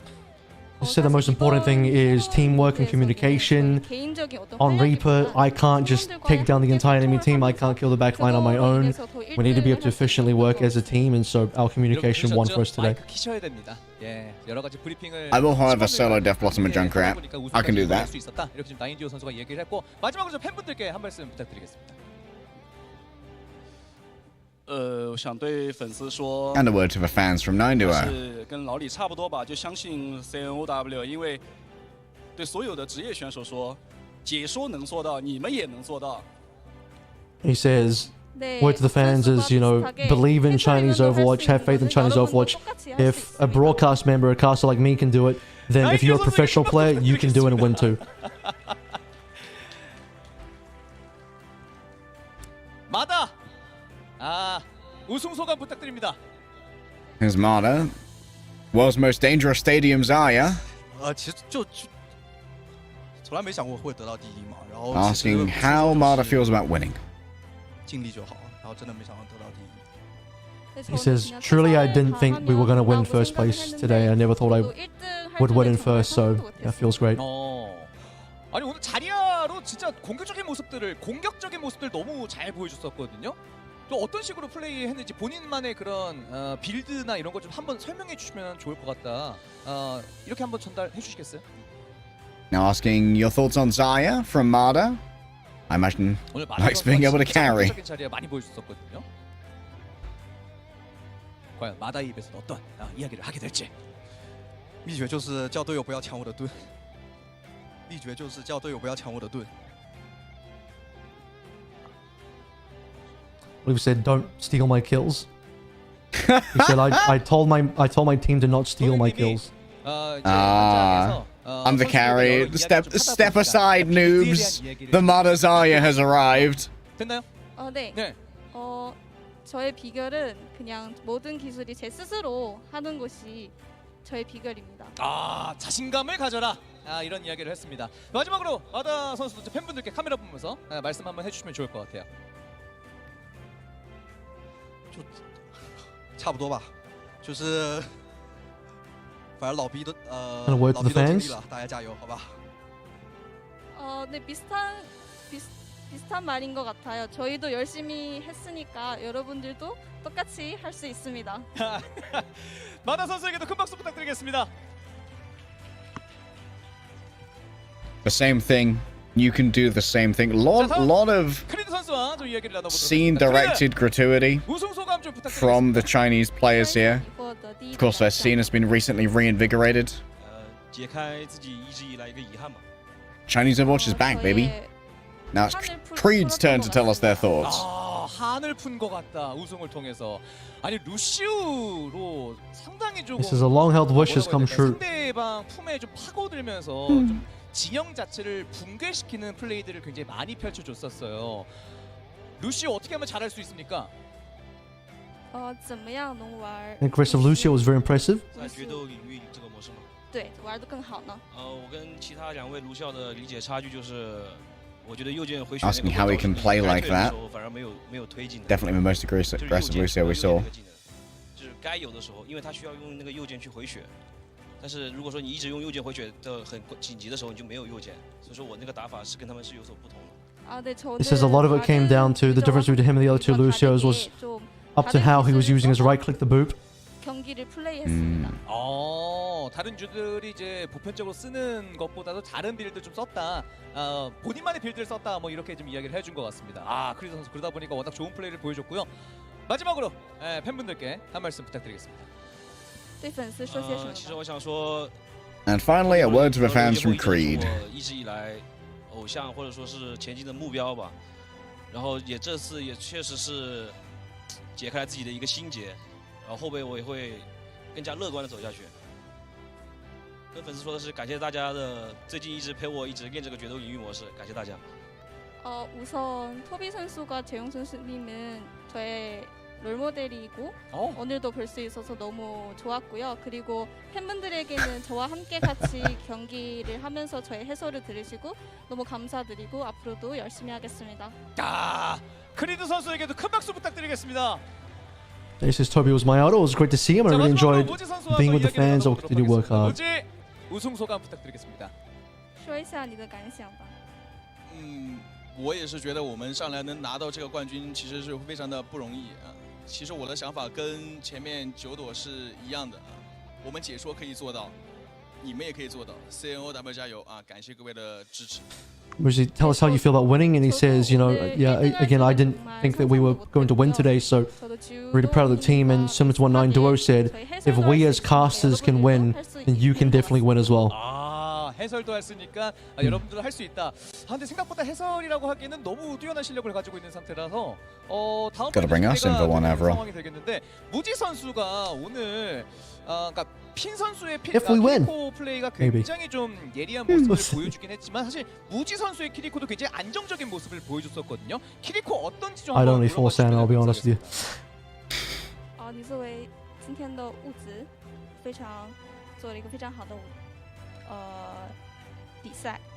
你有什么觉得对于物质来说， How do you think your Kiriko went compared to the 为 others? 什么会赢呢？今天不管是韩国的物资选手，还是日本的物资，不管是ryujehong还是 Fin， 我觉得我肯定都是打不过的。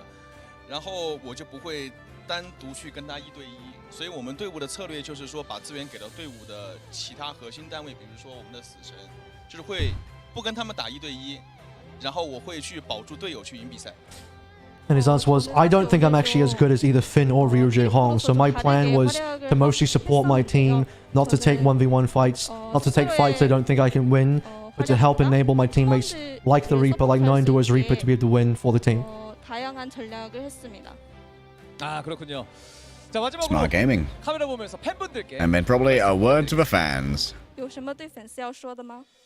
首先感谢在屏幕前的观众朋友们，然后感谢现场的观众朋友们，然后最后感谢我们的队友，也是有你们的支持，我们才能拿这个冠军。希望以后 CNOW 越来越好，谢谢大家。 He says, thank you for the people watching at home, the people watching in the audience, and my teammates for being able to pull together a win today. And I hope we'll be able to win again and for Chinese Overwatch to be able to win. 무지 선수에게도 큰 박수 부탁드리겠습니다. 자, 이렇게 해서 한중일 3개국에서 보인 스트리머 대전이 모두 마무리가 됐습니다. 참 즐거운 시간이었는데 어쨌든 각 국가별로 좀 다른 색깔을 보여주는 모습이 있어서 참 색다르웠다라는 느낌도 듭니다. 어쨌든 이번 17시즌이 패치가 되면서 스타디움도 좀 새롭게 개편이 Like day, 됐고 the final thoughts on Stadium. We get to cast our first Stadium, the third time Stadium's ever been broadcasted officially. Yeah, it was great fun. I can't wait for this Kiriko build to be nerfed, but really excited to get more and more characters involved. I think Trace is going to be a very fun addition as well. Really going to up the chaos level. For those of you in chat fiending for the drops right now, there will be a rebroadcast on the official channel, so make sure that you're following wherever you are watching right now. So if you haven't got yourself your OWCS home Kiriko skin, you can come back and finish it off later. Thanks for watching, guys. This has been the Overwatch 2 Stadium Asia Streamer Showdown. Congratulations once again to Team China and for Team Japan and Team Korea for showing up to play as well. Fantastic tournament, Avril. This has been Leg Day. We'll see you all next time. Thanks very much.